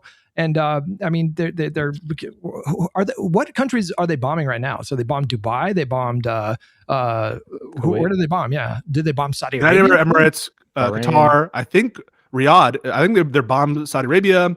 They haven't bombed Oman. I think that's when something that's not there. Lebanon's getting involved now because Hezbollah attacked Israel and other countries too. Yeah, Bahrain. Basically, it's a regional conflict. This is exactly what, and I'll take the time now to shit on lefties because that's what Hutch wanted. I want it too because I want it too. I'm not. Hey, I'm just joking. I'm fucking around. It's a joke. I've been so good this episode. I've been so good. I know you have been. I know it's a joke. I'm riffing. But this was exactly what Joe Biden was trying to avoid. If you look at all the reports about everything that he was doing, it was to avoid a broader escalation following October 7th. And it is such a massive sort of change in the policy where Trump is now engaged in an action which was inevitably going to lead to regional conflicts. We have the Strait of Hormuz being closed down. That's going to affect oil prices, and probably not in America because we're a net exporter, et cetera, but this is going to have long-standing consequences, and it's not going to be easy. Even if America were to withdraw right now, Iran seems in no mood to negotiate and have a peaceful settlement. All of NATO and of the European countries are totally cucked to America, and everyone hates Iran anyway because Iran has been, yes, fostering terrorism, being like a bad neighbor everywhere, and everyone hates them. So it's a fucked situation, and I don't know how we're going to get out of it. Guy, you haven't said anything. What's up? Oh, you're about. I was going to say, what did you guys think of Kyle Kalinske making this about the Democrats and telling his audience, call to action, call Chuck Schumer and Hakeem Jeffries' office, telling them to resign now? I mean, any thoughts on this? Well, their framing of it is completely different, right? They're not just I'm not neutral in whether or not war is good, but their whole shtick is war is, ultimately this is awful no matter what. And maybe they have good reason for this, but they're mad at the Dems who said, we want to pass a bill that makes you have to give us an explanation first. They're like, oh, the war's fine, but you just have one stopgap. That's still bad. They're living in another universe from where my understanding of it is. So whether or not they're right, I don't know. But yeah, it's completely off base. They're just mad that they're even agreeing to anything with the legal stipulation that it's allowed. I think Schumer probably supports the policy. And I think Schumer should have stepped down for other reasons already from leadership. I don't think that it's wise to step down to resign from his Senate seat right now, just based on everything that's happening. I want his vote there just for the seat, but I do think he should resign from leadership. And Jeffries, I also think is not meeting the moment. Now, do I think that all of our energy should be spent into internal battles? Probably not, but I understand the frustration because I think based on their statements, some Democrats probably support the underlying policy, and that angers me. That angers me because it's so short-sighted. You don't think that Trump is going to try to fuck? We know that Trump, I think he'll be unsuccessful, but Trump is going to try to claim emergency powers and shit. I kind of disagree here because Trump is saying we reached the end of our diplomacy with Iran, and forgive me, but I think we aren't sending the most talented negotiators in Jared Kushner and Steve Witkoff. So I doubt Democrats would be like, yeah, no, it's true. We need to strike now. So I don't know. I think you'd find very few Democrats supporting. Why is Schumer not Trump administration? Why aren't Democrats, they are. Why isn't Schumer saying this is a bad thing? This is an illegal thing. Why is it all premised on I think they are. Well, is he not? No, that is his major complaint. It's not that the war is bad, but the war was not declared lawfully, and that's why they need to go through this bill. And that's what the lefty critique of it is oh, you guys are on the same side. You're just worried about the process, but ultimately you're both okay with bombing Iran. That's kind of what I'm getting from them. I haven't heard him condemn the action. He said the administration has not provided Congress and the American people with critical details about the scope and immediacy of the threat.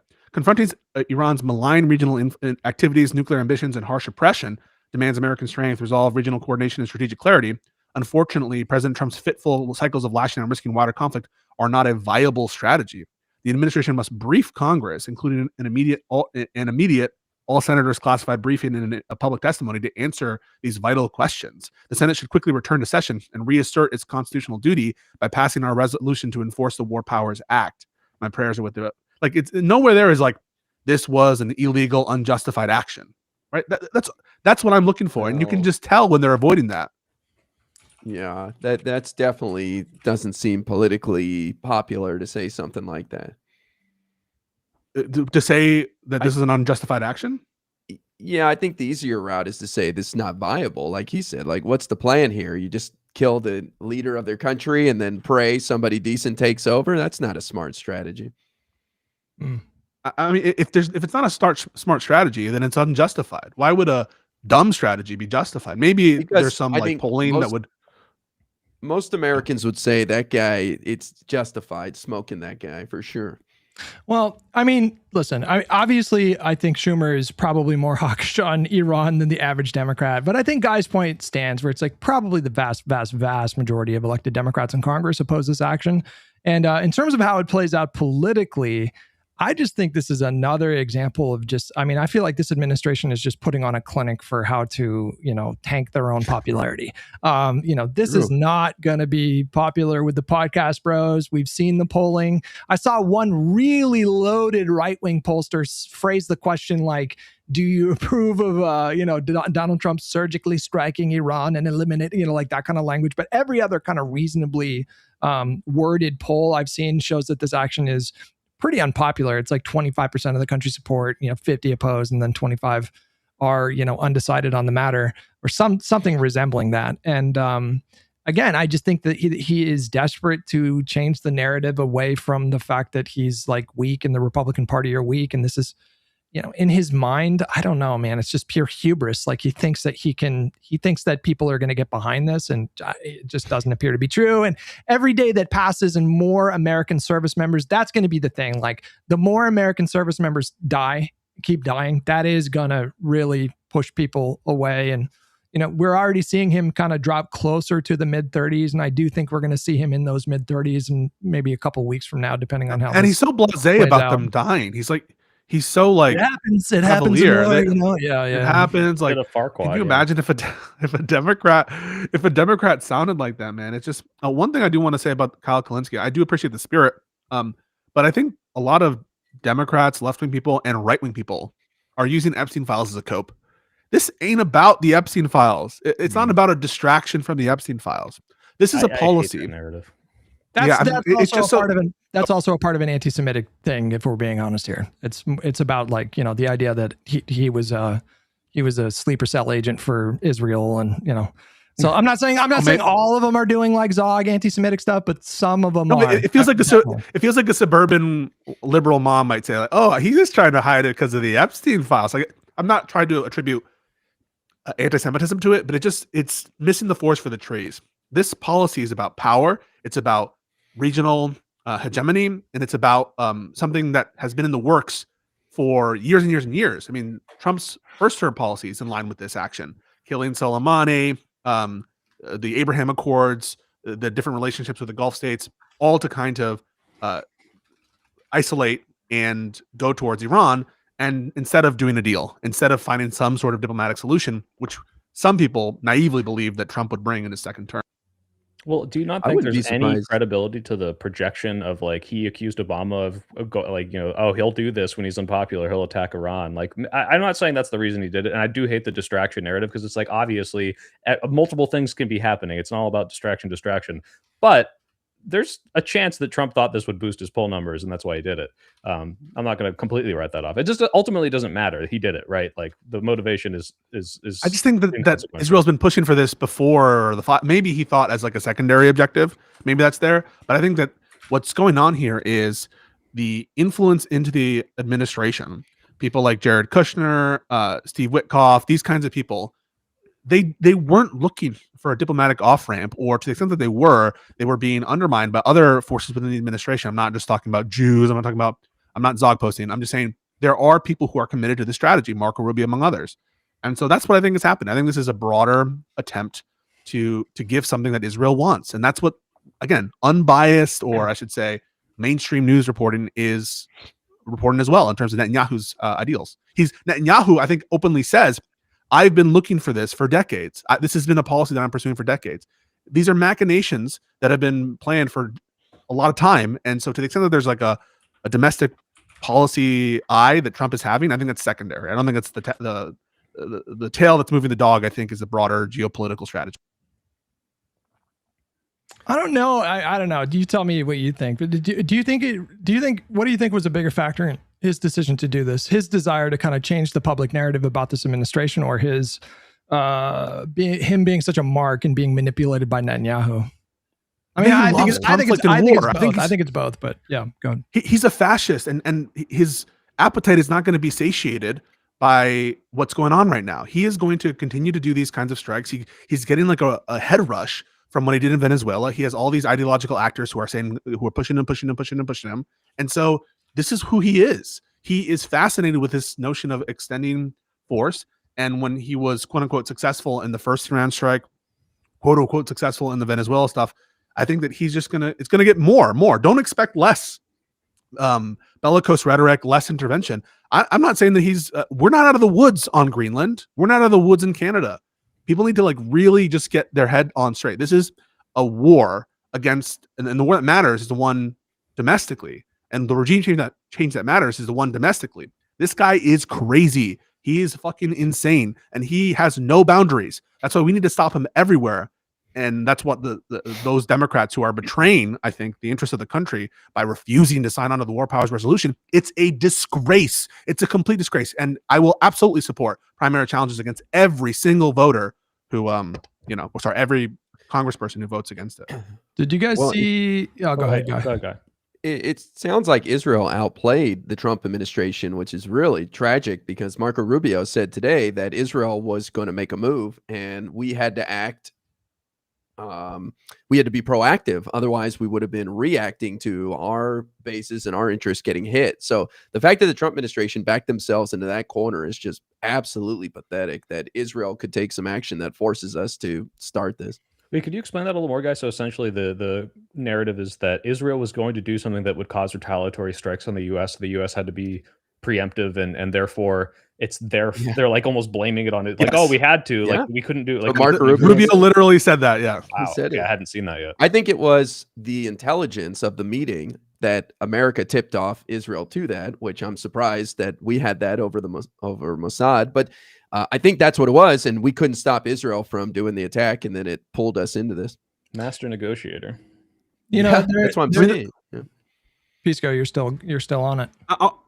I'm sorry. It just no, I didn't mean to say it that way. Go for it. Yeah, go for it. No, the constant changing narratives, obviously very distressing, very aggravating.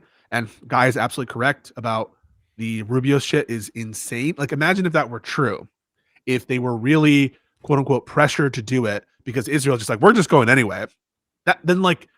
Then you start to be more sympathetic for people like, well, okay, I guess Israel decides when America goes to war. Like, that is a big fucking deal. And then second, it's like the plan seems to be, or at least was sold to the American people to the extent that it was remember, Trump didn't even like bother going to the American people, going to Congress to get some sort of approval, even from the population, which is different than what George Bush did, different than previous encounters and situations.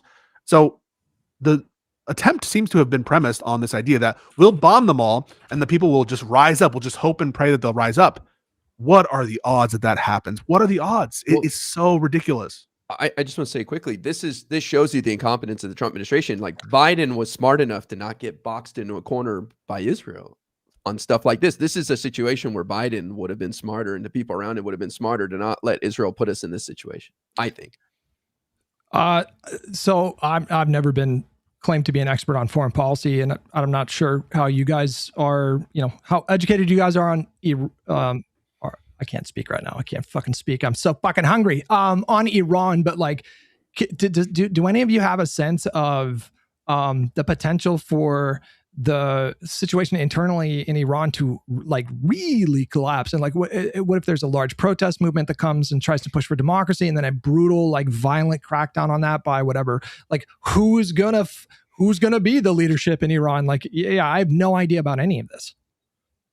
So there's a great deal of the, what do you want to call it, the middle class, and who was disgusted by the Ayatollahs, disgusted by the regime, and obviously you have these big protests. And so there's a lot of discontent among the people against the administration. Not a loved administration, but Iran is very different than a lot of these other conflicts that we've had, but whether it's Iraq or Afghanistan, in the sense of a much larger country.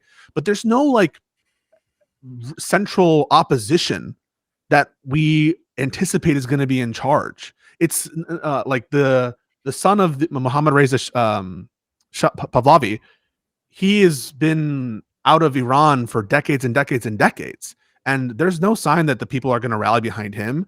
And so it's unclear. That's why when Trump is saying like the people are going to rise, people are going to rise up, I don't think that the administration has any sense of a tangible, concrete, organized group that's able to communicate with each other, especially in the context of bombs going off in all these major cities. How is that going to lend itself towards some sort of like opposition coming up? If anything, my intuition is, though I'm not an expert, that getting rid of the Ayatollah and getting rid of a lot of its leadership, it might actually sort of take the revolution off of its heels, or any potential revolution, because now you're kind of you killed the people who have oppressed you for so long, and hardliners are now in charge.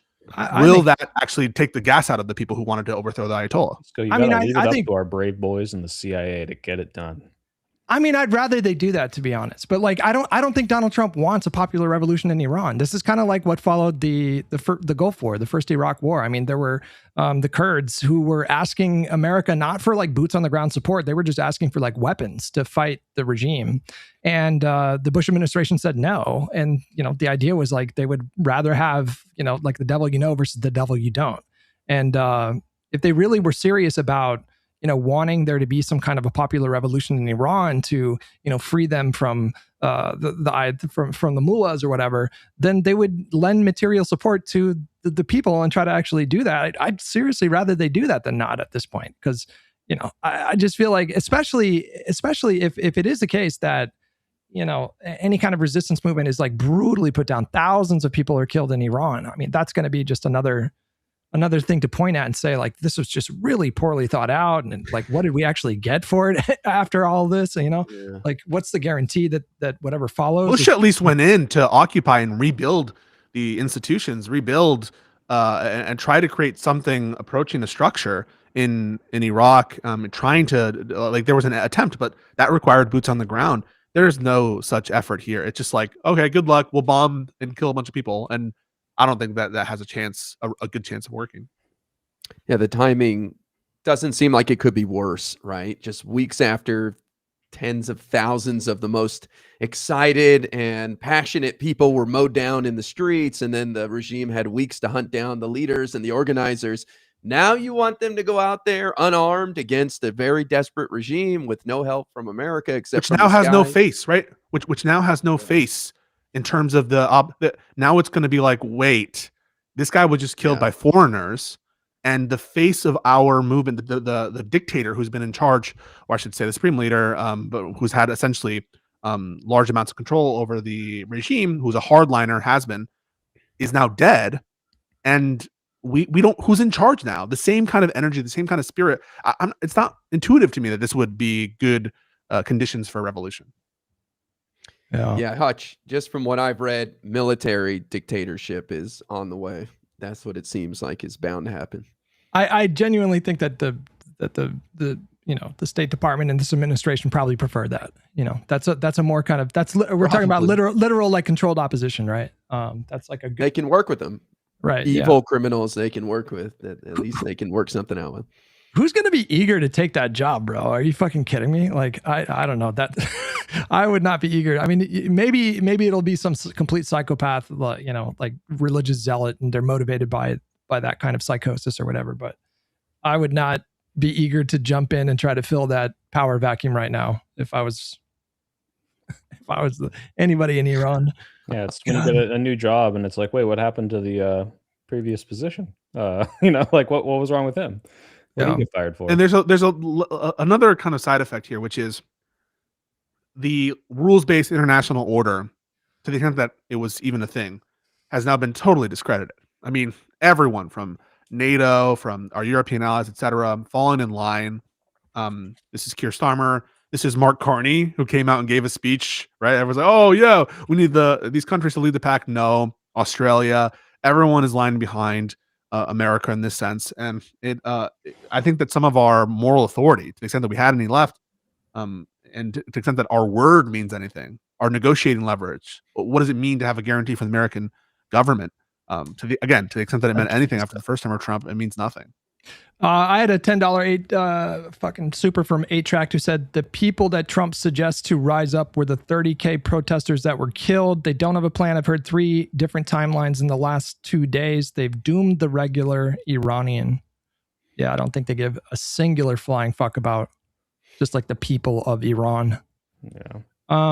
Do we want to watch Aaron Straderade linked the Caitlin Collins clip? I don't know. Apparently they got a Republican real good. If we want to watch that real quick. You put it up. Let's go. Let's make sure we can hear it.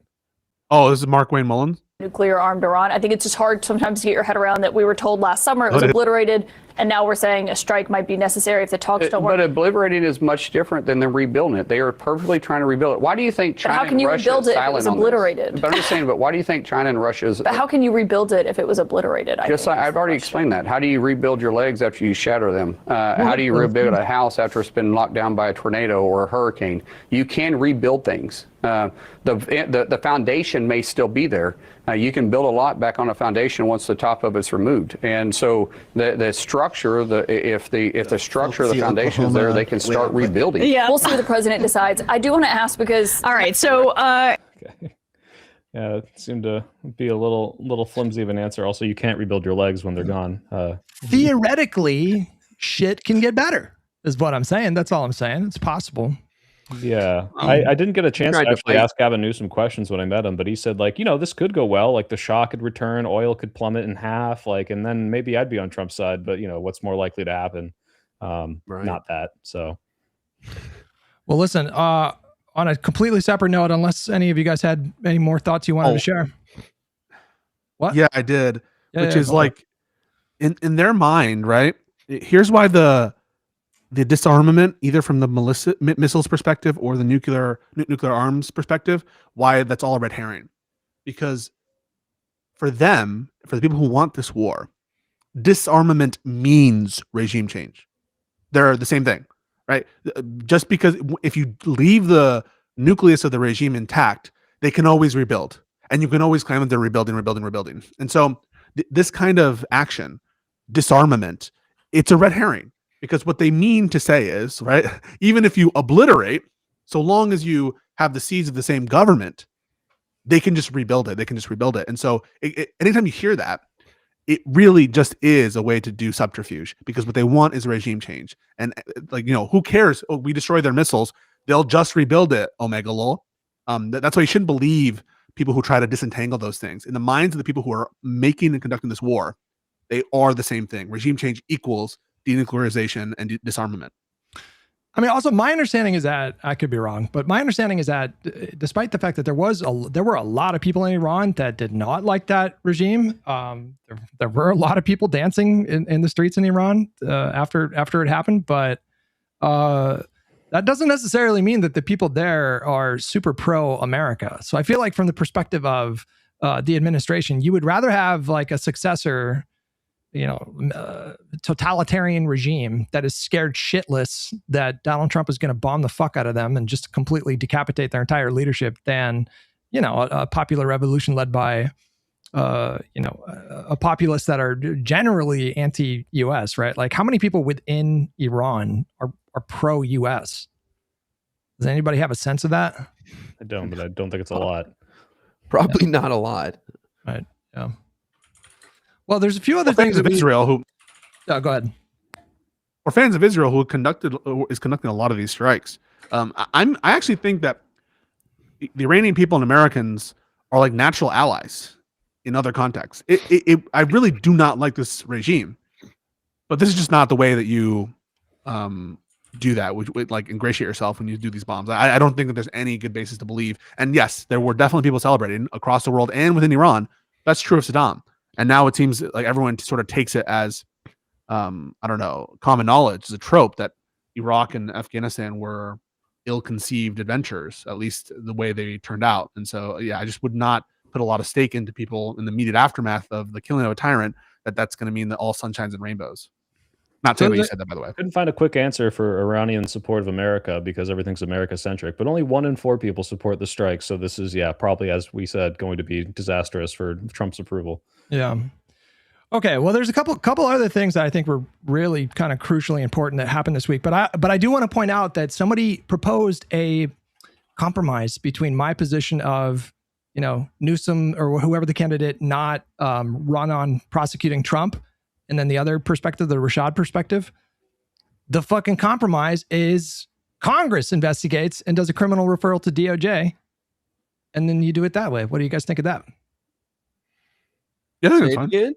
Yeah, I'm fine as long as they're messaging, they don't have to be explicitly, I'm going after my opponents, and they're like, hey, we're going to prosecute corruption. I trust Congress to, investigate to the extent of their legal abilities. That's, I'd be, they can say whatever. Yeah, exactly. The Congress, they can say we're going to go after Trump. There's nothing like inherently, illiberal with that. No, but Hutch, I don't think there's anything illiberal about investigating Trump for the DOJ either. If you're just talking about what Newsom should say, fine, yeah, say that. But I don't want that to be the only thing. I want Newsom's DOJ, if he wins the election or whatever, to be going after the previous administration. Say whatever you want, and if that's like the way we do it, that's fine. But I do want independent investigations. I mean, I do too. Just for the record, I feel like that is not widely known for whatever reason. But of course, I want, if there's to the extent I think you do. Yeah. Okay, so there's 2 other things that I want to get to with you guys today. One of them was the Anthropic. Fucking what's the ChatGPT? What's that one called again? Claude? ChatGPT? Anthropic's Claude. And which ChatGPT is what's the OpenAI? OpenAI, yeah. That whole thing with the Department of Defense or the Department of War, whatever you want to call it. And then also the Paramount fucking WB merger is potentially pretty significant too, with Barry Weiss getting control of CNN. So you guys take it away. Whoever wants to jump on either of those topics. I'm mad because I was linked to a very good article on the Anthropic thing, and I haven't read it yet, so I don't have as strong an informed opinion. But basically, I don't like when we're injecting AI into any sort of military decisions right now, especially because you do look at a lot of the testing of like war simulations. A lot of them are very quick to use nuclear bombs because it's a quick and easy solution to eliminating your enemy. And I just don't know to the extent of which I've seen how LLMs work for me that they would be any better or for military decisions. But it seems like we've already been using them for the Venezuela plan. Maybe that's why Iran is going the way it is, because they've already been using it and didn't tell us. And it's like, you know what, bombing Iran was very good, and we're very happy that you made that decision. And I suspect that you always have a good plan. It's just affirming everything. I don't know, but in general, I would be opposed to it. So just to be clear, the Anthropic CEO was making the rounds because there was some kind of consequence that Hegseth imposed on Anthropic that could potentially imperil their ability to do any kind of business with like Amazon and other like Google and like other like really big companies. And he was bringing up the concerns that Anthropic had because they had been negotiating with the Department of Defense for, I think, several months about, establishing some kind of partnership. And Anthropic's big concerns, there were a few of the concerns, but the big concerns were they didn't feel comfortable because the Department of Defense was not giving them 100% assurances, something binding to say that the technology would not be used for like fully automated weapon systems, like military weapon systems. And then they had concerns about mass surveillance. And the way he put it, I found to be kind of horrifying, because he said there's actually nothing like illegal right now if the government wanted to spend a bunch of money and just buy a shitload of user data from a bunch of different websites, or, I guess assert government authority and just like take, I don't know, might be some constitutional fight there, and then use these kind of AI models to, develop profiles for people. And we can all see where this is going. It gets very kind of Orwellian really quickly. So that fell through. And then OpenAI announced like the night of, like Sam Altman was putting out a tweet saying that they have entered an agreement with the Department of Defense. So I don't know. This is pretty scary to me. I don't know if you guys have thoughts on this, but yeah, it's kind of horrifying. Yeah, I think that it's pretty fucked up that the administration, even just how they're like trying to deal with these companies, is always maximalist, always wants complete subservience, complete obedience. That rubs me the wrong way. And when paired with like these tools, whether it's Palantir or whether it's AI and shit, is very despotic. It's very I get very fucking concerned about the amount of surveillance, et cetera, et cetera. So yeah, I think it's really bad, and I think that the next Democratic administration needs to come in and like take a hammer to some of these markets and organizations with antitrust regulation, with specific AI regulation. They got to start doing something. I mean, what do you guys think of the idea that like what I thought, one of the things that I find really horrifying is that we may not have a choice in terms of developing these kinds of weapon systems or potentially developing fully automated weapon systems if our enemies and adversaries like develop this technology and then get like a huge advantage on us. Then it becomes completely indefensible to say that we shouldn't have any kind of research into fully automated systems. And so I do feel like a certain sense of dread or inevitability about what the next 20 years are going to look like. It's the Cold War all over again, right? We can't say like, oh yeah, well, nuclear bombs could be the end of all the war, therefore no one should use them. You can't deproliferate there. Like they're going to use AI, we have to use AI to counter it. It's going to be a race to the bottom and hope that we don't have another situation where someone accidentally thinks, or one AI accidentally thinks that it's about to be the next big thing and they've got to preemptively strike. We avoided that 2 or 3 times in the Cold War, and we could have to avoid it thousands, if not tens of thousands, depending on who's the actual person making the decision in the middle. If it's a person with empathy who sees, hey, maybe my computer's making a mistake and I shouldn't launch nukes at America, versus a computer that's going to do algorithmically make the best decision every time, that's a lot more scary to me. And I don't think there's a big way to stop it unless we have like a big world congregation of people willing to say, holy shit, maybe we should slow this down. There's like several. You say that as at a time where like the world is like alliances are fracturing and we're moving away from each other. So this kind of like cooperation and consensus and agreement seems to be being pushed further out of reach in a moment where it feels like it's going to be needed if we're going to avert some kind of disaster. Yeah, there's a book by his name's Eli Yudowski. He worked in like AI safety for a really long time. He's like very doom-pilled on this, and I just read it a few months ago. It's called "If Anyone Builds It, Everyone Dies," and they talk about this kind of stuff. And it's like one of those, like, I don't know if there's anything we can do unless more people get that sort of information and start calling their senators and be like, you got this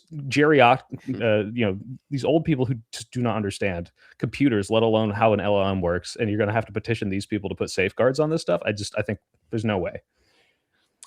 Straighterades in chat, I'm talking about the distinction between using AI with a human component as well to fully automated, like massive weapon systems. There is a difference between it's called human in the loop or not. And right. It sounds like we might not have human in the loop pretty soon.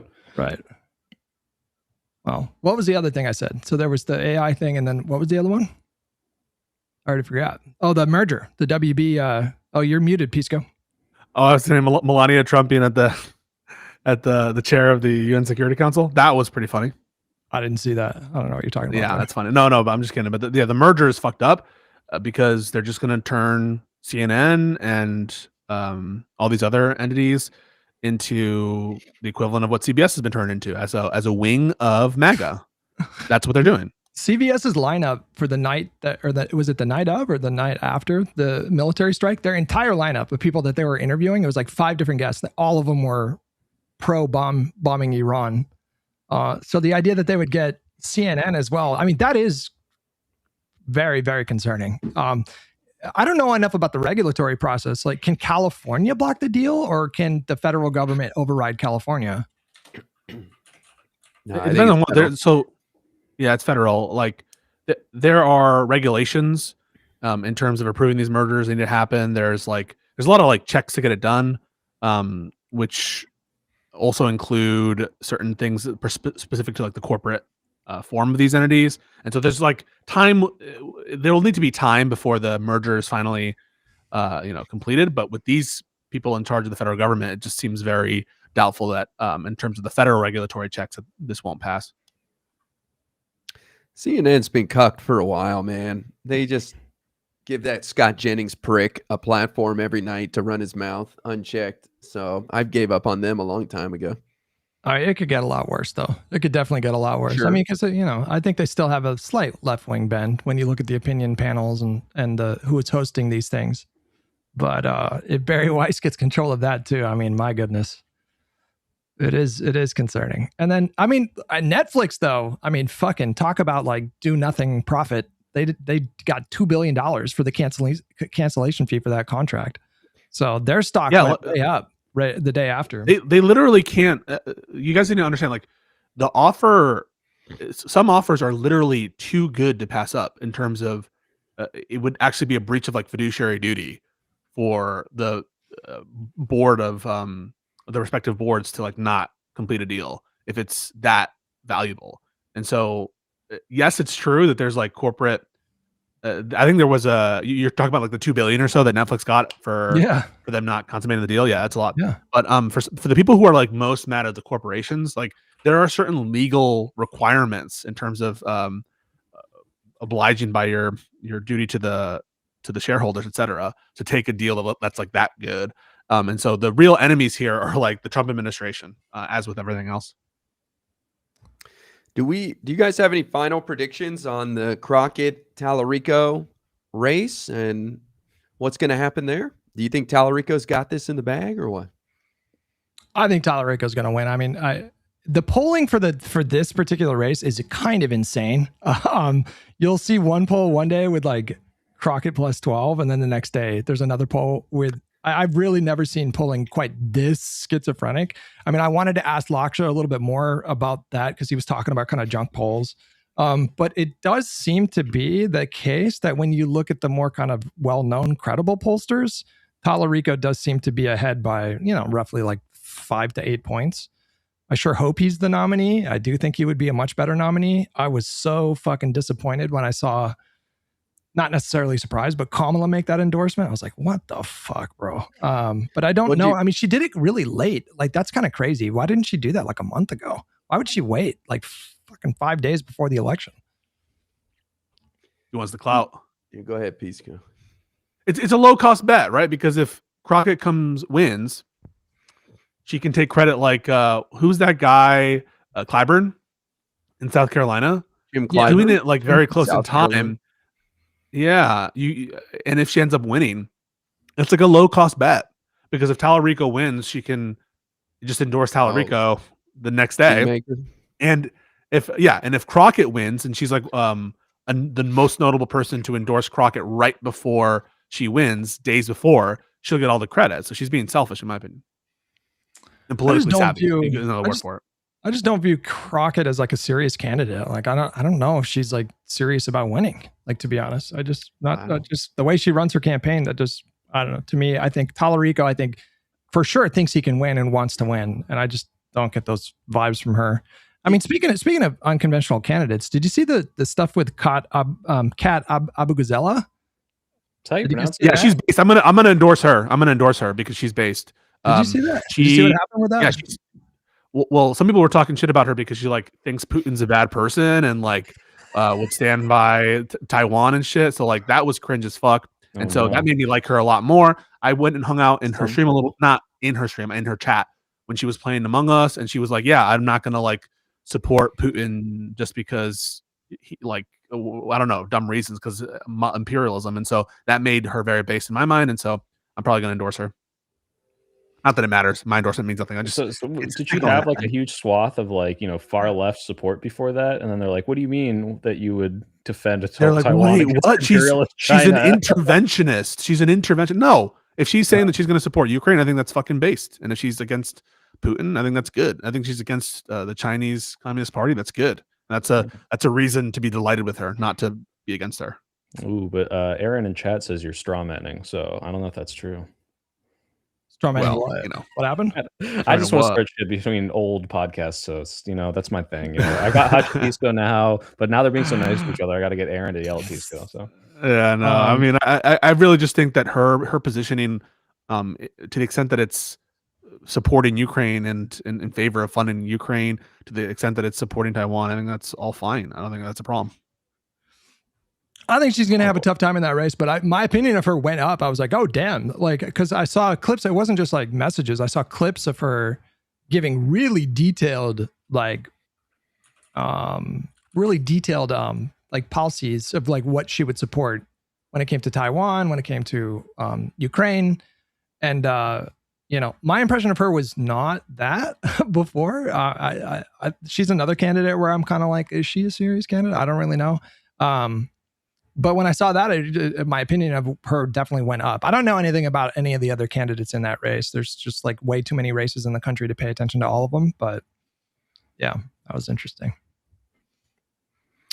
All right, boys. It feels like the vibes are getting kind of low. We ready to close this thing out? No, I just, the war shit is fucking shit, man. I don't know what to say. It's like, I've been doom scrolling and COVID still has me a little bit. I don't know if you guys ever got back pain associated with your COVID, but I took the test and I'm now negative, but I'm like, I've developed this back pain off of COVID. Oh, that's just called being 30, Pisco. No. Yeah. That's not what it's called. Yeah, stretch your hamstrings and your glutes. That made me feel better. Oh, really? Okay. Usually back pain is like your muscles are tight, pulling on your back. So try that. I looked it up. It's someone says it's a very common side effect of COVID.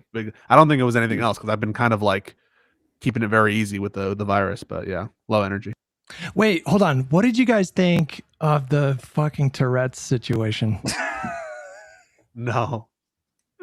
What Tourette's situation? So what was it? The BAFTA Awards, and Michael B. Jordan and one of the co-stars, Delroy Lindo. He's a pretty legendary actor. Put some respect on his name, but go ahead. I forgot, but he was the one of the musicians and singers, and a guy with Tourette's shouted the N-word when they were getting their award. And I mean, I'm not a Tourette's expert. My understanding is, you get the compulsive thoughts that other people have, but they not just thoughts. They're literally compulsive actions and words that you'll shout in the most inopportune moments, which is awful. And I'm sure it's very embarrassing for him. But goddamn, I mean, that sucks for the people who get to hear the N-word shouted at them at their moment of triumph. That's fucking terrible. Yeah, awful. I mean, I asked the question on my stream the next day, like, is it ableist to suggest that maybe that person doesn't attend an event like that? And I had some people say yes. And it's like, well, like I'm sympathetic to that, like in an ideal situation, people would understand that someone has a neurological condition where, my understanding is that like that manifestation of Tourette's is not universal. Not everybody has that kind of manifestation, but it is about saying like the most taboo thing. Like the uncontrollable impulse is a neurological condition. And the point is to just shout something really taboo. And what do you shout when there's two black men on the stage giving an award? You shout the N-word. And my understanding was that he was the subject of a movie that was meant to like promote. He was meant to like raise awareness of the condition. You don't take a baby into the movie theater because it won't stop crying. And I don't think it's ableist to say if you can't control yourself for, if it's not, impulse control, it's literally you have a disability, but it's going to cause you to disrupt this ceremony. Maybe don't go. I don't think that's a crazy ask. It's great promotion for the movie, though, whatever the movie is. Maybe it was on purpose. I was going to say that's a good conspiracy. I will say, though, like if you have like a illness that causes you to like uncontrollably vomit or like poop your pants in the middle of a theater and like diarrhea yourself, like you probably wouldn't go to those events. I don't know. Right. Yeah, it was I don't know. I feel like I'm obviously sympathetic to, like, I think I understand why if I detach myself. I'm obviously a white person. I've never been a black person who's been called the N-word, but like, I felt like so bad for the guy because, the larger response, especially from like a lot of black celebrities, even there was another award ceremony either a couple days ago or last night, and people were kind of like applauding Michael B. Jordan and Delroy Lindo for being like very brave in that moment or something like that. And with the implication being that, it just seemed like a lot of people were not lending credence to the idea that he did it uncontrollably, and they're just convinced that it was like he was just meaning to be this like racist person. And so that made me sad for that guy. I was like, fuck, bro. It's also a little hard to understand, right? Because like you have to combine the fact that there's a disease that couples with some sort of environmental learning, right? Like a disease can't make you say the N-word inherently because it's a word that you learned, but the disease can make you have compulsive thoughts that are taboo, that you understand are taboo, but then it's like, overcoming your decision making. Like that's it's hard to like wrap your brain around that. I remember as a kid, I was like, how come they only say the F word? How come they don't say something else, right? Like it didn't make sense to me until someone explained. So it actually, these sorts of things actually do raise awareness, but I don't know. This is I have a question for some people saying it's ableist in the chat. Okay, for the people saying ableist in the chat, how many N-words does he have to say before like he should excuse himself? Like if he really just kept on saying it, would you be like, yo, no, you have to take infinite N-words until the end of the show? Like, is it really that? I'm like, is that the case? Why not add? They literally have these. Signs. Sorry, guys. Sorry, you got cut off like 3 times. Well, he just needs one of those Joker signs that says, I have a condition. And then the little laminated car. Yeah. But why not? Like, we literally have the technology. Why not add a fucking NVIDIA like RTX voice filter? Well, and like, that. You just I have an idea. We should make delays for these broadcasts, right? Like, why were they not able to cut this out? If they're able to cut out all the other stuff that they usually That's a good point. Why not have like a booth okay, I got it, guys. Oh dear. Every single area of like a show, a theater should have like a private noise canceled booth. One of those. The Tourette's cone of silence. Yes. Both your kids have Tourette's. I'm not. No. So apparently the guy excused himself. Apparently the guy excused himself. Accommodations. No, but apparently the guy excused himself and walked out when he did it, though. Yeah, so which is a mature thing to do. Yeah. Anyways, that's rough. Last question: what if he was black though? I don't know. And Pisco, by the way, if you do shit yourself uncontrollably, I think you still have a right to go see whatever you want. Okay. That's unfair of you, okay? But he has a right to diarrhea himself in front of everybody. And I have some experience with that, so I can give you tips if you want. Don't drink. People are gonna be offended by that guy. Don't drink spoiled. How can you say Tourette's is the same thing as diarrhea? You're saying it's the same exact thing. Diarrhea is worse than Tourette's. I would feel like because the smell is perpetual. The Tourette's you can put in the earplugs. I think I would rather have diarrhea than that kind of Tourette's. Are you kidding me? No. I'm saying for everyone else. I'm not trying to be empathetic. I'm thinking how it would affect me, the non-disabled person. If I was like watching a movie, I'm just gonna be honest. I'm gonna be real with everyone in the chat. If I was watching like a movie I cared about, let's say it's Django Unchained or something for the first time. And we have some fucking guy in the theater and I know the movie itself contains a lot of like N-bombs, but I would be pissed and I might leave. Like, what if he was like, bro, I have a condition. It's not going to happen again. I'm like, okay, I guess I can't be here. We all need to leave, or people like, I don't want to, it ruins my experience to have people just shouting in the middle of this stuff. Can we explore the legality of a separate but equal room for people with Tourette's? Oh my God. Just shout as loud no, you can be in the theater, just have it be in view of everyone else, and we're all sharing it. A box on your head that we can't hear what you shout. Because I feel like it's not illegal to segregate smokers. You could have the N-word room, right? Jeez. The N-word. I'd rather have a place for people who have those kinds of conditions than a smoker's room. I just think that there are reasonable accommodations that we can make, but one of the things that's not reasonable is having the entire show. If this doesn't happen a lot, right, guys? This doesn't happen a lot, but I don't think it's ableist to be like he should excuse himself. Yeah, I mean, like, listen, if we lived in a world where everybody had like full knowledge of the condition and patience for people with the condition, then that would be one thing. But we just don't. We just don't. And the broader discourse that kicked off is just we know he excused himself. The question is like, should we be okay with that being around? Was it good? Was it bad? Like, what's the prescription? That's what I'm getting at. But yes, he obviously excused himself. That's good. What were you saying, guy? I mean, you can't accommodate everybody for everything, and it sounds like the only reason he was there, he probably was mortified, and the only reason he was there is because he was there promoting his film and all that and whatever. And he did a wonderful job with that. Well, reportedly, he reached out to Delroy Lindo's team and Michael B. Jordan's team to like convey an apology and they stonewalled him, and it's like, bro, come on. Like, I don't know. Like, I listen, I kind of get it, but at the same time, it's like, man, come on. I felt so bad for that guy. No babies in restaurants. I agree. You guys are getting that. No babies in restaurants either. I totally agree. Yeah. Are you saying people with Tourette's are like babies, Pisco? Baby specific restaurants, family friendly restaurants. That's okay. We can have family friendly, but when you're at like an excellent restaurant, like, why are you bringing your baby? Okay, you know what? I'm gonna sound so out of touch. Never mind. You never. I'm canceled. I'm canceled. I'm gonna sound so out of touch. You don't know anything about what it is. Yeah. Okay. Got it. Yeah. You never know. Who knows? I had a baby next to surrender hands. I surrender. I had a baby recent flight, and it's like I chose. I could be pissed, or I just be. Try to make it cool for the mom, and I chose. Let's just make it cool for the mom. I was like, look at this little cutie. Yeah. Not to brag, but I love this baby crying. Infinite patience for babies on flights, and it pisses. Like, the baby's infinite the N-word, Hutch. I just. Oh my god! All right, let's call it there, guys. Let's call it there. What are you guys doing this week? Guy, go ahead.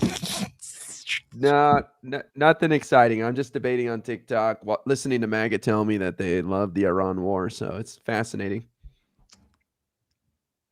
Pisco, go ahead. I might stream after this, like an hour or two after it. Might not.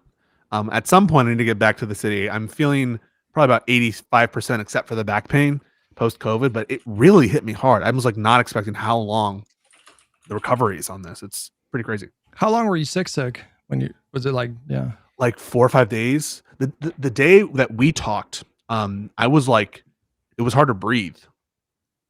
Yeah, it was like that's that. rough. That's rough. Yeah. Swipe, what are you up to? I'm rushing out a video for this week. It's already late. I'm sorry, everyone, but I'm doing it. They keep dropping Epstein news, and I keep having to update at the end of it.